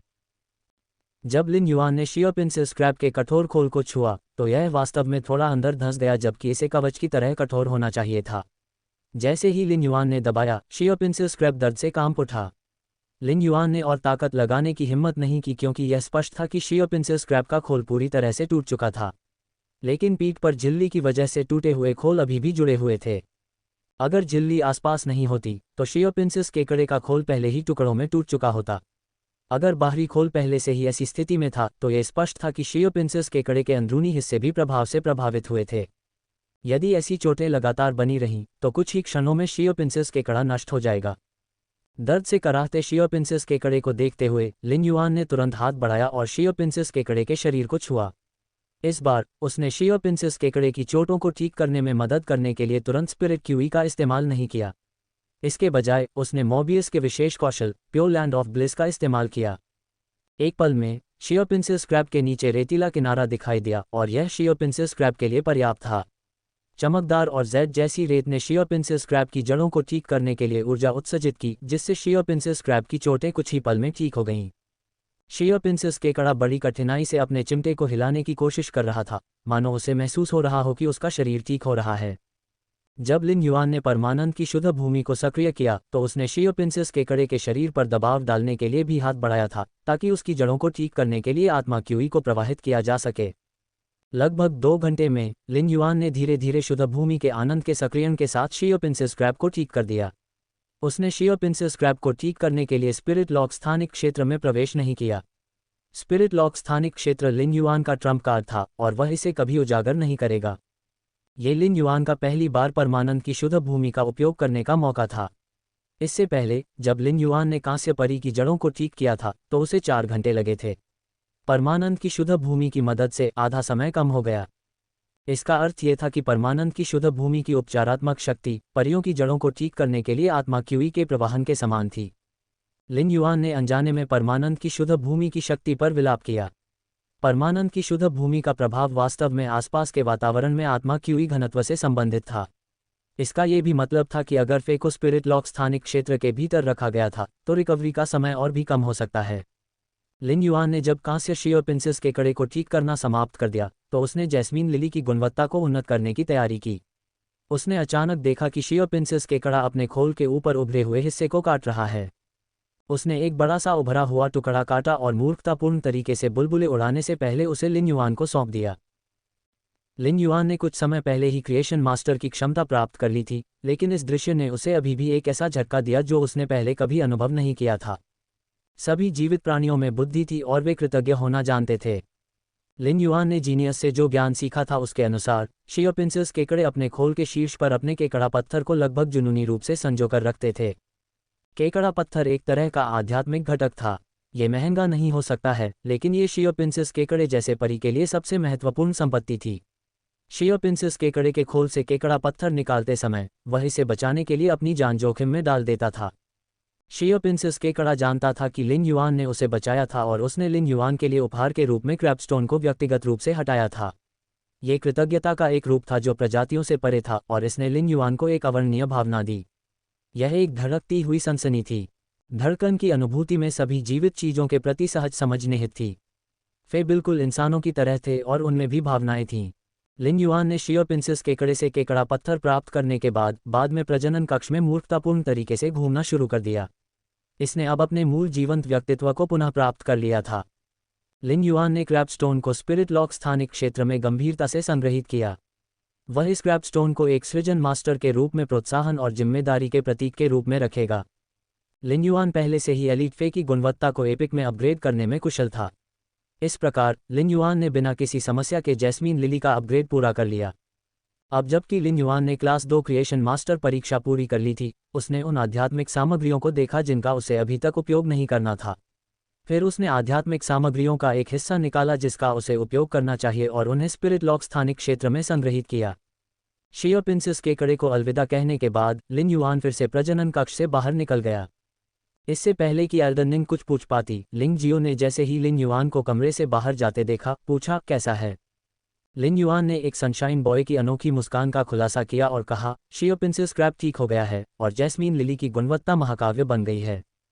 लिन युआन की प्रतिक्रिया सुनने के बाद लिंग जियो की बंद मुट्ठियां आखिरकार ढीली पड़ गईं, इससे पहले कि वह प्रशंसा से लिन युआन को देखते हुए लगातार 3 बार बहुत बढ़िया कहती। एल्डन निंग जल्दी से जांच करने के लिए प्रजनन कक्ष में घुस गए।